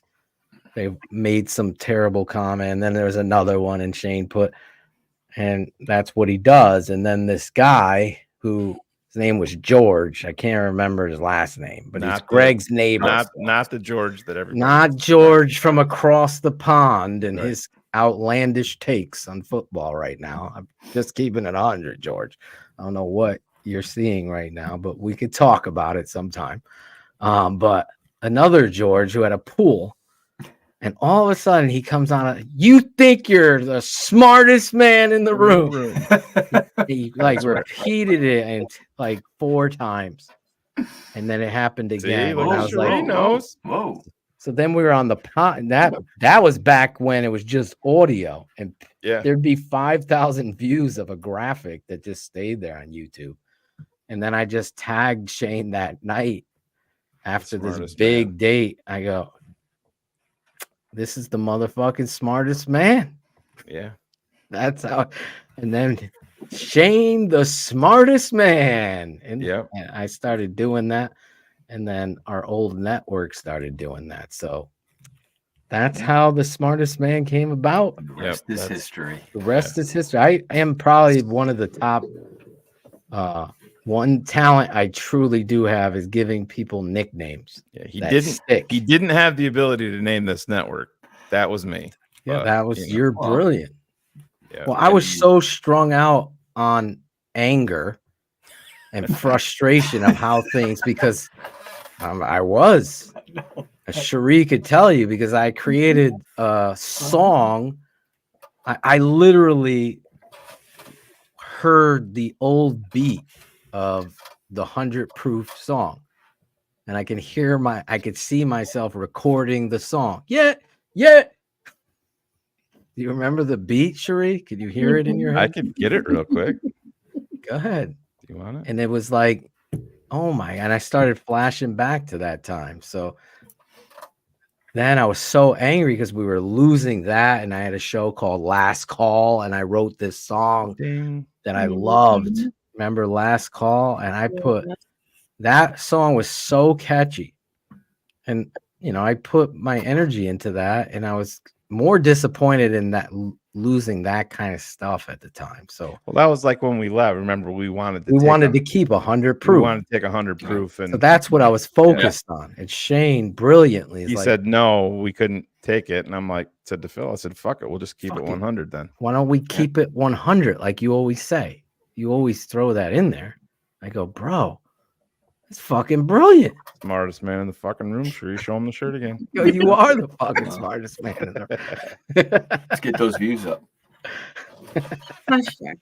Show him the tattoo, Sheri. We haven't even talked about that yet. Sheri's tattoo has keeping it 100 on the Tape Never Lies network. She's got a tattoo. That's how committed she is.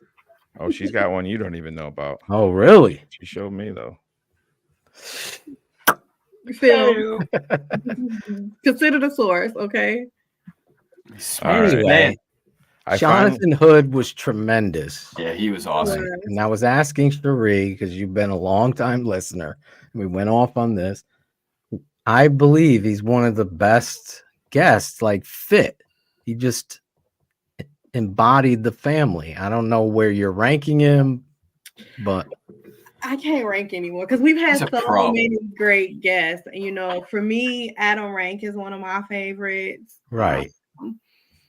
He's up there, but I don't have a ranking anymore because we do get a lot of great guests that just fit in. And I think it's not even, not to take away from any of them, it's you guys' ability to just make people feel comfortable and just have a natural conversation as opposed to some type of scripted, we're going to talk about this, this, and this. Everything just flows so naturally. So that's what you guys do so well. If you want a script, you ain't going to get one here. I'll tell you that. Nope. It's not on the script. Not the one we sent out before the show. Anyway. Where's storage? Okay, yes, Zane, this is true. What is it? Thomas Jones. Yeah. Oh, yeah. Thomas Jones. Yeah, 100%. Thomas Jones. Jones. It might not be now, but Brian Perez, someone says. Vincent says Thomas Jones. I don't know. Obviously, I love Matt Waldman, Adam Rank. It's impossible for me. Pretty smooth, man. He just gets it, like you said, and he fits right in with you guys. Just the way that you guys were chatting it up was perfect. He's a pro's pro, though. Him and Cap, they have a great show. Great show. Sliding in with you guys, the four of you would be fun to sit here and listen to you guys talk one day. Oh, best show in the morning, no doubt. We're already planning our future, Jackal. Imagine. Phil knows where I'm going. Hire these two from Boston, for God's sake. Hey, fucking Christ, Bostonites. Fucking all right, kids. You have it. It's time for everybody to buckle up, and we're gonna go in the Wayback Machine. Oh shit! We're gonna have a little bit of fun. This is processing as we speak. Oh, you have to do this? Here we go. Tell me if Casey. Some of our long timers. Video compliments of. Take a look back.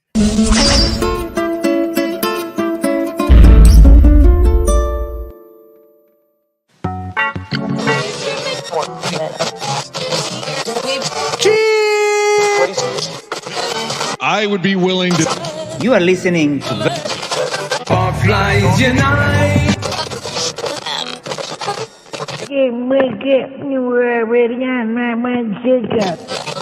Last call.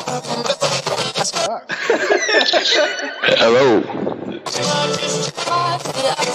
It's ridiculous, the hate on Glennon. To license it. Man, oh man. The offensive line sucks. Did you say a little Pinheiro? Are we bringing this up again with Kyle Long?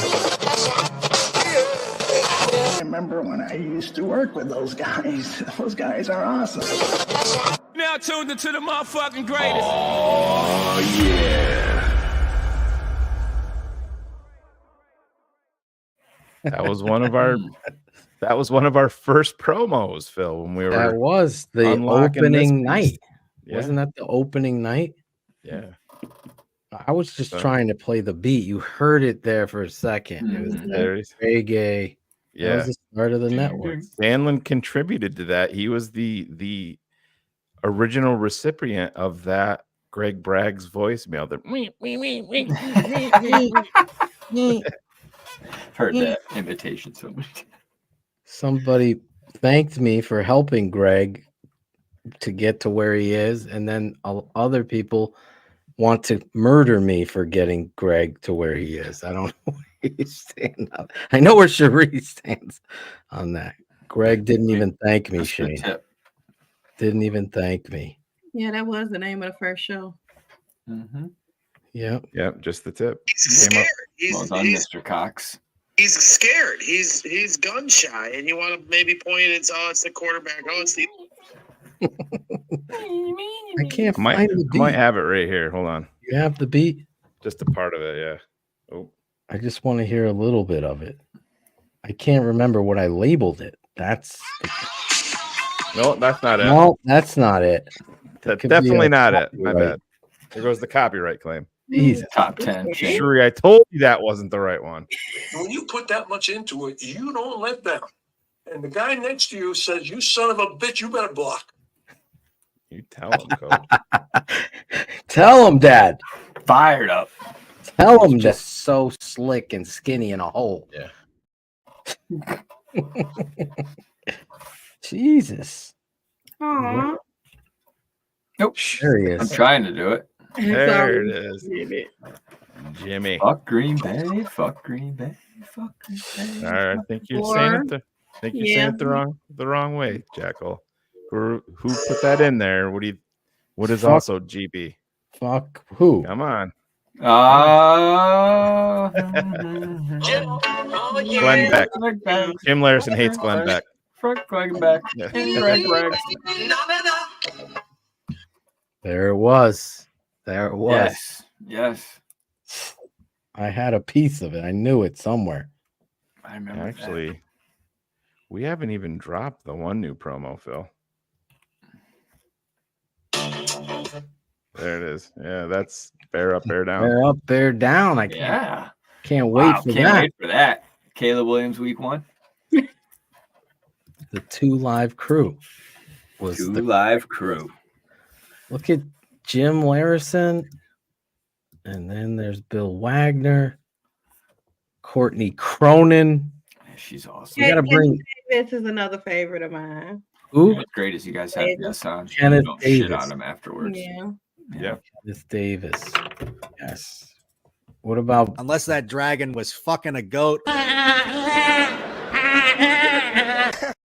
Rank is fantastic. Have you seen the new Alan fucking Bratcher? movie? Miss Alan. What's that? What was the name of the Promo. movie? What? No. movie? What was the name of the movie? Alan Oh, The wedged into the Matrix? Erlecker. The Matrix. Yeah. You seen the new Matrix, dude? You see the new Matrix yet, dude? Get in somebody's ass today. Oh, cars. Yeah, that one has a question. Who will be in Detroit April 25th? Bullets is TTNL. going, I believe. Nice.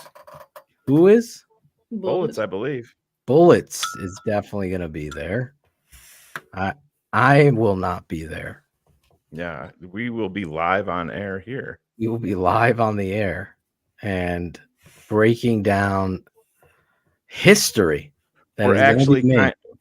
Phil and I were actually kind of excited today because the Bears have no picks through past round 4, so we might get a early time off, Sheri. Might get an early time off, Sheri. We get a little loopy. Knowing us, they trade back into the draft. Ryan Poles just acquired 12-day pick or 12-day 3 picks. Yeah. Ryan Poles just traded up into the 5th round, where he trades back and collects 3 5th rounders and a 7th. He will be. We He'll do be have making moves. Sheri. Chicago, though. We do will have be- Sheri's favorite promo that I just found on my phone. Found it. Oh my God, Greg, droning on and on. Shut the fuck up, dude. I do love that. Oh my God, Greg, droning on and on. Shut the fuck up, dude. I legitimately almost lost water when we saw that first time. That's the best. God, that's so funny. Next time he comes on. But again, Lord Cars, Shane, myself, Ivan, Sheri, Jackal, if he's not at soccer, will be covering the draft and breaking down. Yeah, Jesus Christ, Jackal. There's nothing. You don't have any games scheduled for the Thursday 25th. Yeah, do you? I'm sure we have baseball season starts. I'll but, be taking a fucking pipe wrench to my kid's leg. You ain't playing tonight, buddy. Jeepers creepers. Oh my God. Oh That's man, fantastic. imagine some asshole is gonna clip that. Oh yeah. I'm gonna call my lawyer Yep. on that one. I got it up. Voting abuse. Oh man, the Chicago Bears. Again, we didn't get to talk about Byard. Really like that pick. Solid veteran. Breaking him down. Yeah, you need it. Listen, I'm not normally a huge proponent of bringing in guys that are 30 or older, especially in free agency, but I understand the blueprint when everybody else is 24 and younger. Yeah. You have to have an old dog in there. Yeah. A guy with a proven track record, a guy that's been an all-pro multiple times. yeah. I get it. Never missed a game for injury either in 8 years. Never missed a Pro game. knows how to do it. Great tackler in the alley. I think Brisker really needs a role model like that, a professional person that embraces the physicality and the game. Eddie seemed to be kind of a, how will we describe it? Kind of just go with the flow type of guy. And I think a guy that's going to show some sort of leadership and bring the culture. This is definitely an Eberflus signing, somebody he knew in the division, going up against him and recognizing the kind of player he was with the Titans. And I think that's an under the radar. I mean, they went out there and got a good safety there. And I really think that's an upgrade. Eddie, as you know, as I talked about many times, made some business decisions. Yeah. Missed a lot of tackles where you could be seeing third and short. You He go back allowed to Josh Lucas talked about when they gave Eddie the extension, and he said we paid him, and then he decided not to tackle. Exactly. And that's what you want. Wow, I didn't know he said he said that, and he said the same thing, that he would bet that the same thing happens with the other DB that we just gave a bunch of money to. Jalen Johnson. Hopefully not. He seems to. He's out there, especially today. He was on NFL Total Access. He's taken more of obviously a vocal leadership role. So I think that's important. And he's keeping things in perspective. We know his feelings on Justin Fields, but he's also taken a smart approach. And hey, we have to be mature about it. We have to rally together. It's a business. And at the end of the day, it is. We'll see what happens. We know what's going to happen, Phil. Hoodie said it too. And I know everybody's trying to take their victory laps and coming up with every excuse, but I've talked to a lot of people here in New York, and people were making fun of Diana Rossini with her reaction. She's like, wait, what? You know, on Hogan Johns when they were talking to her about that. I have people here in New York that I thought they're like, bro, you lucky motherfucker. You guys got the number 1 pick in this draft. You know, gifted to you. The best player in the draft. Must be going crazy. I'm like, oh yeah, we're taking him, but I'm like, you got to see a certain section of Bears fans. It's crazy. Well, I'm excited about it. Obviously, it's just one of those things where the reality of quarterback escapes, and I think Hoodie did a good job kind of putting margins around this where some people just don't know better. I think it's these other micropods that go out there and manipulate truths and pretend they watch tape and has no evidence of it. Hey, I get caught up in this more than anybody, and I find myself saying, hey, let it go, and then I get caught up in it, and I'm the one that ends up talking too much. Internet is a big fucking place. There's room for all of us. There is. I don't give a fuck what you're doing or what we're gonna do. What we do, and we're not changing for anybody. And that's, if you don't like us, then don't watch. You know, go. The internet's a big place. Like I said, go watch somebody else. It's fine. You know, I had one of our patrons that didn't like our style. This is like a year ago. And you guys' audio quality sucks, and just man, I'm like, why are you a patron? And then I was telling, he's like, you guys, your patron's never gonna go anywhere. You know, it wasn't the you motherfuckers think you're Netflix, and here I go talking again too much. He didn't say that, but that's, you know, that's what it is. You guys aren't no progress. Guess what? We just hit 1,000, by the way, yesterday. Yeah, moment. Growth is growth. Take it every fucking day.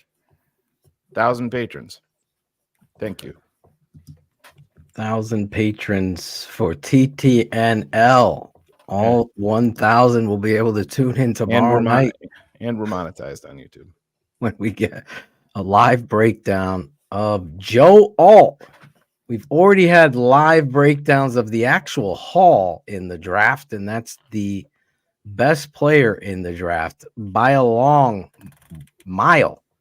Despite what you heard, the tape doesn't lie. Chase greatness. There he is, Caleb Williams. If you are on the ledge or are on the edge, you don't know, I would ask you to sign up. Just responding to that. Jesus Christ. But sign up, become a patron, thetapeneverlies.com. Right there. I saw Matt Miller. I believe Ryan Cox sent Matt Miller and we argued about Derrick Henry. He called him a fullback. I said, no. Coach Joe said he could be a middle linebacker, Phillip. Best back. But he did say something smart tonight, telling Bears fans, embrace this guy, because not only is he going to change the dynamic of your franchise, but go back to his Oklahoma tape where the whole crowd, Spencer Rattler was the Heisman front runner that year. And I remember me and Zorich, we were watching it live together, you know, texting back and forth. And the whole crowd, as Texas is beating them, is yelling, "We want Caleb." You could just hear it. Caleb goes in there, brings Oklahoma back. They beat Texas. And that, you just see there's a difference. And then on our network, we broke down that game and Oklahoma game. Then we skipped the Heisman year on purpose because, you know, he's the Heisman. What do you think? Okay, let's watch last year's tape. And we broke down 7 games, 2.5 hours. And then on top of that, we took all of the narratives that they said, and we put them, Notre Dame, we watched that game live, destroyed that narrative that nope, we destroyed that. He's had 2 interceptions that weren't even on him, but somehow is labeled. And then if you watch the second half, you just see the fighter in him. It was awesome. But then, he lost it at that game, according to several sources. And Nope. this is where your bias can't go into your analysis. So my analysis was just in awe of the tape of what he is. So that's why I stand so firmly planted on you're getting an improvement right away. So then we watched the Washington game where, he cried in his mom's arms after. What the hell is going on? And then he's sitting there putting up, what was it, Shane? 3 touchdowns against the second runner-up in the national championship against Washington. He put up 300 plus yards, 3 touchdown passes, and ran for a touchdown. But he lost it at Notre Dame. These are the things you can't buy into. Go watch the Notre Dame game from the season before. Get back to me on that. Yeah. We skipped the Heisman year just because of that. All of a sudden, he's going to lose what he is. No, it's bullshit. I stand by my statement. Jaden Daniels is way behind what it is Caleb Williams. It's by a mile. And when I say he's the best guy I've ever scouted, it's the truth. This is the point, Phil. It's my truth. When we were talking with Hoodie about Malik Neighbors, and this is the trap that people fall into. Hoodie came on here. I was praising Malik. Caleb Williams. Period. I was praising Malik Neighbors. Hoodie was, you were. Yeah. And then I look over to the chat, and one of the guys that's in our comments every single week on YouTube the next day, praising Justin Fields. He's like, yeah, who was throwing Neighbors the ball? Like, just do your thing, you fucking mouth breathing idiot. Leave another comment tomorrow. I'll address it then and shoot your ass down. Well, a lot of these stat scouts and blog boys, they don't show you anything. I guarantee you, if you have an open mind, there has been, I'm not even kidding you, 48, I counted them, emails or DMs, I'm counting them both, that have said, listen, I was the biggest Justin Fields fan. I was against what you were saying. And then I watched the tape that you guys broke down. And I got to admit, as a man and a person, that changed my mind. You can't deny it. And that's all I'm saying. Those other people out there that are saying any different, they're not watching the tape in the spirit of an analyst, the spirit of a scout. You have an agenda. You're going to see it a certain way. It's that simple.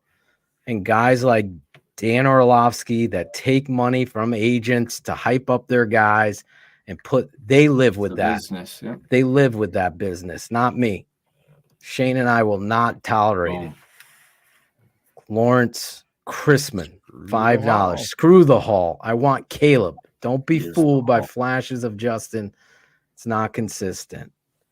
And listen, I agree with Shane and everyone. I will say this again to Greg Braggs and anybody else. I have said it before that Justin regressed. I showed it on the tape. I said it all year. I gave him this shot. There is no doubt there's plenty of blame to go around. But like Hoodie said expertly, Justin has to own and be a big boy too. And when I look at him and what he can right now, he's dealing as a second string quarterback. That's where he is. Can you say with every bit of your mind that he's better than this guy and that guy? That's not where it is right now. So the market has spoken. It's just where it is. And you have to win from the pocket. Can he get there? Yes. I'm never going to say no. He can, but it's going to be on him. It's just not going to be here. Seattle. Yeah. It's just not going to be here. Yeah. And those people that are fans of him, to that extent, you can live with excuses. I'm just telling you, football has chewed up many a person. many a quarterback, many a talent. And some of those guys that have been chewed up are the ones breaking down saying Caleb isn't good. I'm not smart. Like Tim Hasselback. Yeah. I'm like, what? Drake Maye is the best quarterback in this draft? Where? Where? Just not there. You were going to ask something, Jackal. I was just, we talk about Fields, and when he does leave Chicago, he has had these moments. He's had those moments in the media where he's come out and spoke his mind. I'm curious to see what he says about his time in Chicago. Whether it's this offseason or sometime down the road. Players normally don't shit on former franchises, trying not to burn bridges because you just never know. But I'm wondering what he will say about his time and how things played out for him. I'm sure he takes the high road. No, I think at some point he will express himself like Scottie Pippen and a bunch of other people and tell his story. Like, did the Bears do right by him? No, they didn't. The Bears haven't done right by a lot of quarterbacks, though. Let's just be honest. That's the difference, Phil. We're saying that Justin has his warts and the Bears have more warts for a longer amount of time. Without a doubt. But there's warts on both people. Right. And that's what gives you fear. Everybody else is like, this guy is wart free. Yeah. This is what made him why is he mediocre passing the football statistically? Why is he mediocre? Well, that's because of this and this and this and this and this and this and this and this and this and this. And there's never because of him. He is him, but not when there's going to be negativity involved in the fan. That's the problem. That's right. What, you're not a real analyst. You're not an analyst. You exactly. If you're going to say, I'm not bad mouthing, and this is the thing, and there's lots of people. I listen. I have receipts, and will I go on a smarmy bitch tour when this goes down? Yeah, I'll be right here live at Wasram.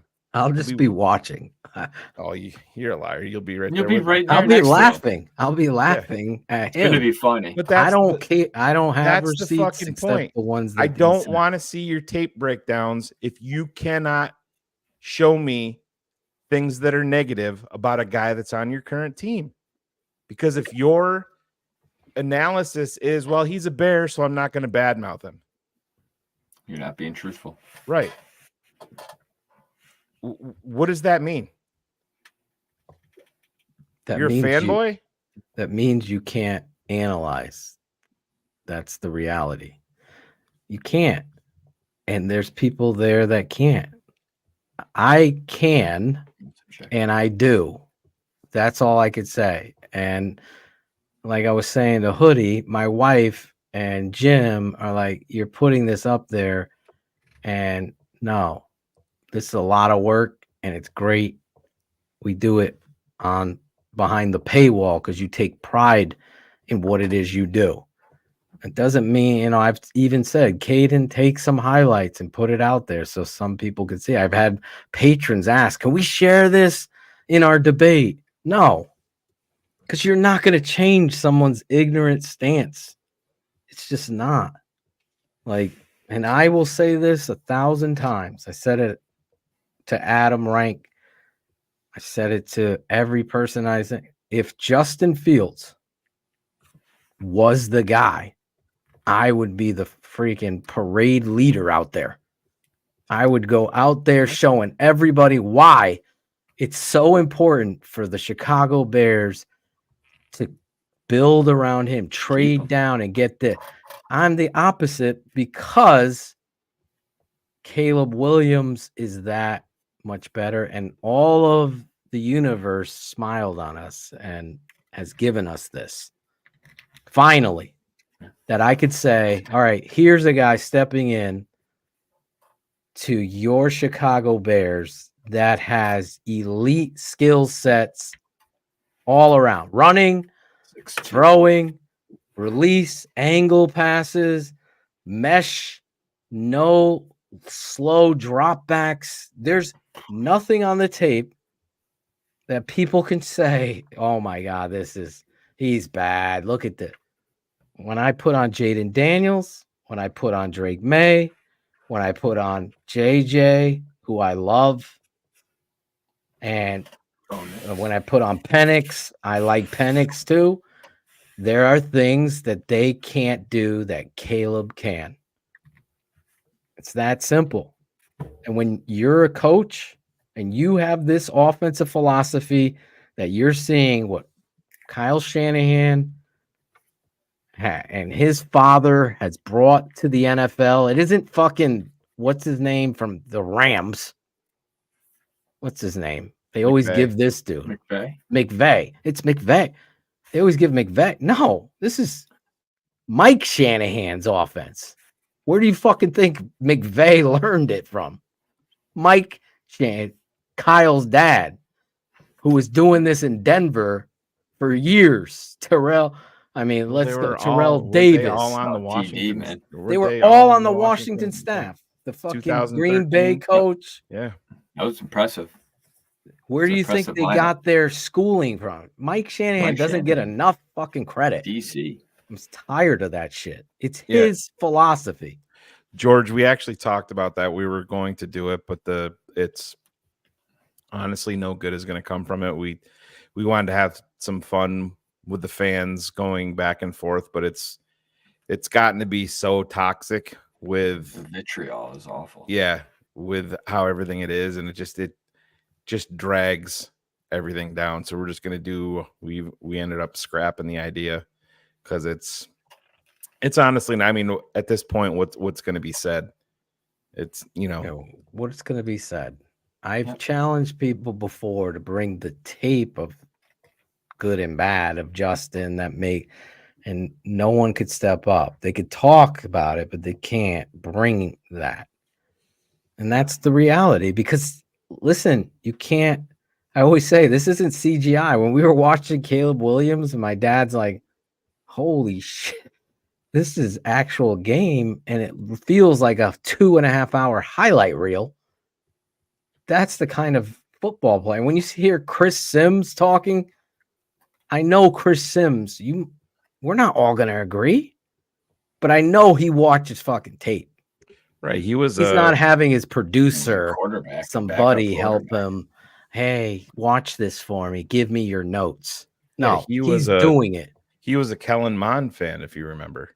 Yeah. He had Kellen Mond above Justin Fields, which is batshit fucking crazy. Yep. And by the way, if you watch the combine, one of the quarterbacks that was throwing to the wide receivers was Kellen Mond. Yeah, so but again, that's the fucking thing, Phil. Everybody, like, even today, people think that we're gonna one up DDP and Shane in the comments, and everybody ties me to you and you to me with whatever. Like, I had a debate with a guy the other day on the whole Mac Jones thing. I said, well, actually, Mac Jones wasn't our QB1, but Phil was a big fan of it. We all were a big fan of Mac Jones because of his anticipatory throws. But I said, I did not have Mac Jones ahead of Justin Fields. And it just turns into, it's a bunch of bullshit. I can go pull the I said, go pull him. Yeah. Go pull him then. You can't. Oh, I don't have the time to do that with your fucking stupid 3-hour shows. Okay, now when the rubber meets the road, now you can't fucking do it, right? Yeah. You want to run your dumb fucking mouth, but when you get caught, that's why people don't like us, because when they say shit, a lot of people will just shut up and let it go. A lot of people do like us.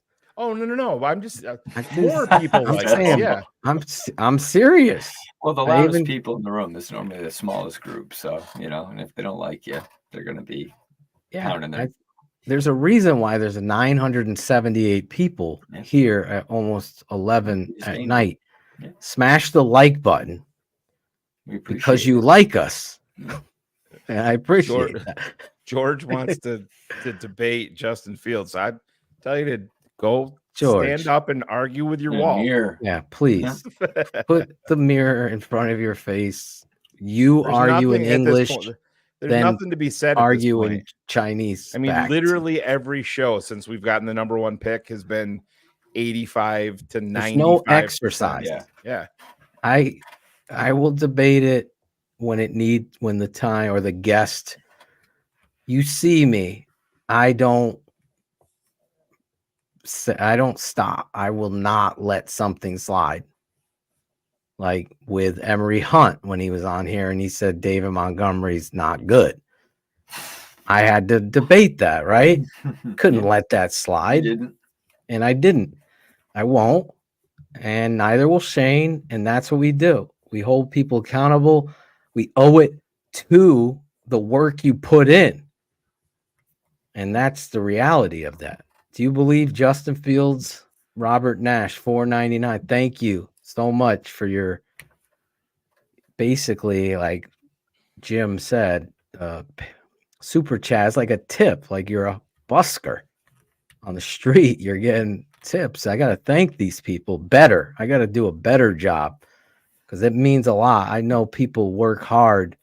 So do I every day. I got these vet bills, for God's sake, that are killing me. That, things happen in life. So for you to give $5, $2, $50, whatever it is, it's coming out of your hard work. Anyway, Robert Nash writes, do you believe Justin Fields was complacent last offseason with learning Getsy's scheme or fixing his throwing mechanics? I think of both.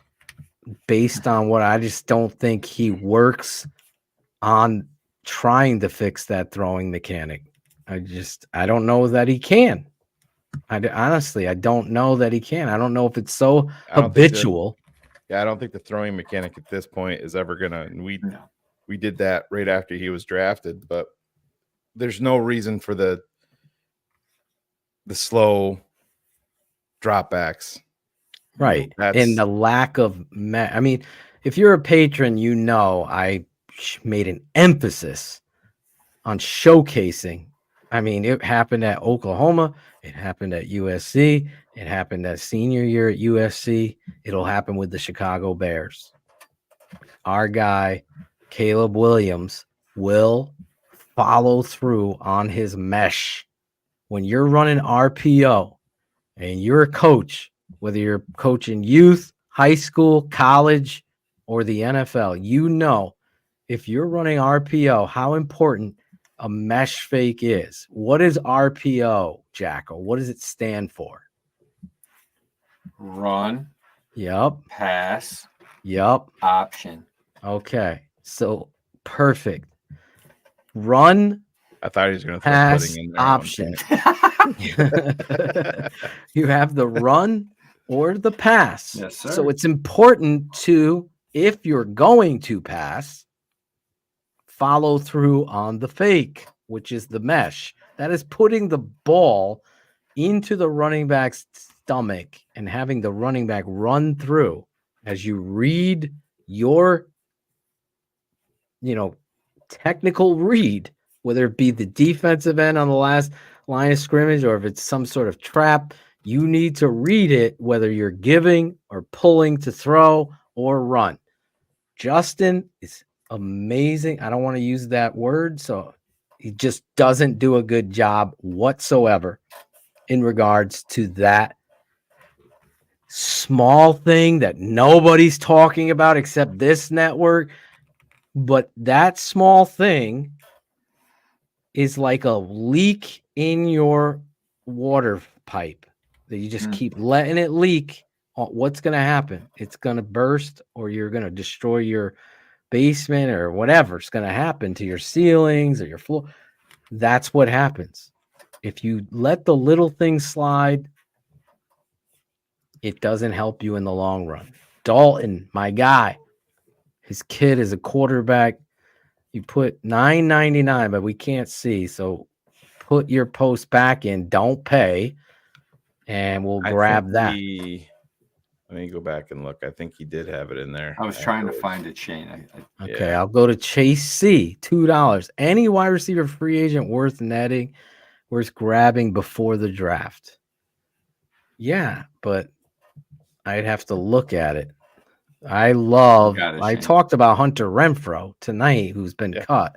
But you have to go out and get a veteran wide receiver, and then you have to double back and take another one in the draft. Oh yeah, without a doubt. To. They were in on Gabe Davis. Yeah. Cap loved him. I loved him. I thought he's more a number 2. Cap, Shane have him as a number 3.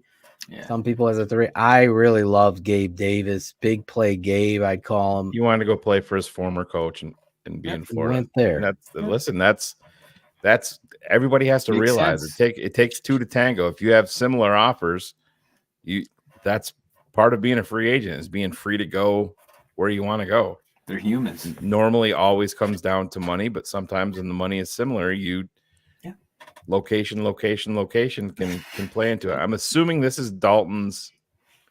Yeah, the fake people don't like y'all, but the real people love you guys like me. Keep talking that real shit. I appreciate you, Dalton, man. I had the pleasure, I think Jackal was there too, to meet Dalton in Chicago when we had the tailgate. He couldn't go to the game. He was there with his 2 boys. Oh. Remember Dalton? And what a great dude. Big fan of TTNL. And we'll be back in Chicago despite the threats and the violence that Kaplan and Parkins are causing. Yeah. Quarterback discussion. Yeah, George, Jackal won't be, but we're gonna do our top 5s for the patrons. We'll have some graphics. We did that last year, and we'll actually still have access to those graphics, so we can go back and here it is. See what our for this top 5s were. Yes. This was a good site to find free agent. That 33rd team. Yeah. I've never seen this before. So real quick to answer his question, you got Odell out there. Shane talked about Hollywood Brown. Mike Williams is now on the street. That would be a good signing based on Mike Williams' relationship, like you said, with his former coach. Yeah. Tyler Boyd. Coming off of an ACL, and he's already 30. Mike Williams. As long as he checks out, he's a good football player. Curtis Samuel. Very close with DJ Moore. Team up with DJ Moore, right? Yeah. Are you in on Marcus Valdez Scantlin and his inconsistency? No. DJ Chark. No. 100% You're out of no. You're not with. I like Josh Reynolds. I think Josh Reynolds is a consistent over the middle route. Take some shots. I like the Donovan Peoples Jones is my guy. Would be an under the radar guy. Yeah, bro, that's my guy right there. Donovan Peoples Jones. The Hollywood Jones aspect of it that I like. It's going to be. I assume he's probably going to end up in Kansas City, but is the speed. Bears need more speed overall. 100%. What's up, Anthony D'Angelo? Listen, how many days till the draft? Winnebago Bears 95, 499. Keep putting out good shit. F the haters. 6 weeks. I love that. April 25th. And Anthony, I had my guy buy 2 hoodies for him and his son. They bought hoodies. TTNL swag for them. The TTNL swag room. 43 days. 43 days till the draft. Yeah, Mike Williams failed his physical. That's why they cut him. I thought I read. No, they cut him. He's coming back from a salary thing too, but but he failed his physical today. Yeah, that's how they get around certain escalators. Well, justifies the cut, right? Right. Listen, I love you guys. I wanted to end at 11:05, and it's 11:05. Advisable comes in right at the buzzer. What's good, fellas? Showed up a little late. How y'all doing? Advisable, we're doing great, man. We broke it all down. We had a great guest tonight, Jonathan Hood. Watch him tomorrow. Listen to him tomorrow, and we had a great conversation with some real talk tonight. We had grown folk talk. We had a therapy session about the divisiveness and everything that's going on with the Chicago Bears. And then Kerry Franklin. Feedback. Oh, I'm going there. Kerry Franklin, $20. When you come to Chicago, we're not going to tavern without you, Kerry. That's right. Or Ron G. Because Ron G will be pissed if we don't go to his tavern place. He'll fucking kill Done it somebody. before. When you come to Chicago, you need to try some tavern-style pizza at Michael's North Side. Keeping it 100, the tavern pizza is the best. 42 days and a wake-up for Caleb to be a Chicago Bear. It will be the happiest time of my life. I'm going to look back at this season. It was the best of times, and it was the worst of times, Chris. Did you finish these other two, Phil, that were in there? I didn't know who I missed them. No, I didn't know. You just didn't click them off. I wasn't Winnebago, sure. yes, Yeah. I did both of them. Inadvisable. Okay. Yeah, I never want to miss a super chat. QB Rippin, he wanted to know. Cobra Commander. Knows the offense. G.I. Right? Joe. He knows the offense, and now you're getting an extra teacher in the room. Yep. And for the rookie. Listen, gonna help out your rookie. It's good to have someone gonna that's help going out to hit him. Bajan. Yeah. Gonna help out Bajan. Yeah. Good point, Shane. Listen, I heard some stories. Oh my God. It's crazy. That gives you pause about the Chicago Bears. But let's see. Phil, did you see what I put on those Bills dummies in Buffalo Mall? I sent you a pic on Facebook. I did not see that. I don't know what he's talking about. It's a bill, though. Is it? I don't know. Oh. Sorry. Jackal. So did he tag me? What's his name? C Spags. I don't know. I'll check it out and I'll comment on it next week. The Bills. What did the Bills do? Bills, we got a center from them. Well, anyway. Connor Williams. Connor Williams for you Back and in November. Shane. We'll see. Sheri, we love you. She's probably off to bed. Jackal, all of us are going to bed. Enjoy your night. Is there anything you're watching now, Shane? You mean in terms of just like regular TV? Yeah, like is there any Shane's shows? like, what? No. Oh, he sent me the pic. Here he goes. I didn't see there it this. See what he did. I don't know what. Oh, he went into the mall and he took the Bears paraphernalia and put it there you over go. the Bills stuff. Smart. Oh, nice. There you go, C Spags. Good job, man. You got it on it. Good job, man. I'm checking out this Fury on Netflix. It's pretty Speaking of good. checking out. Let's go. 11:09. Yeah. All right. We're out of here. We'll see you all. Thank you. Shout out to Matt Byers. He's totally, I said it on Patreon, but I want to shout him out here. Sent the O's a beautiful gift card to Modern a Pizza. So Shane's going to drive down. There Yeah. you go. We're going to go with Shane. Jackal never comes to visit. Oh, So yeah. I don't know. You didn't invite Maybe him? he'll come. Oh, if there's pizza involved, he's there, man. Okay. Have you ever been to Modern Pizza, Jackal? Yes, I have, but it has been way Okay. too long since the last time I've been there. Okay. So I will invite Jackal to come. I've been with Claudio. He just doesn't He remember. just doesn't remember it. Shout him out.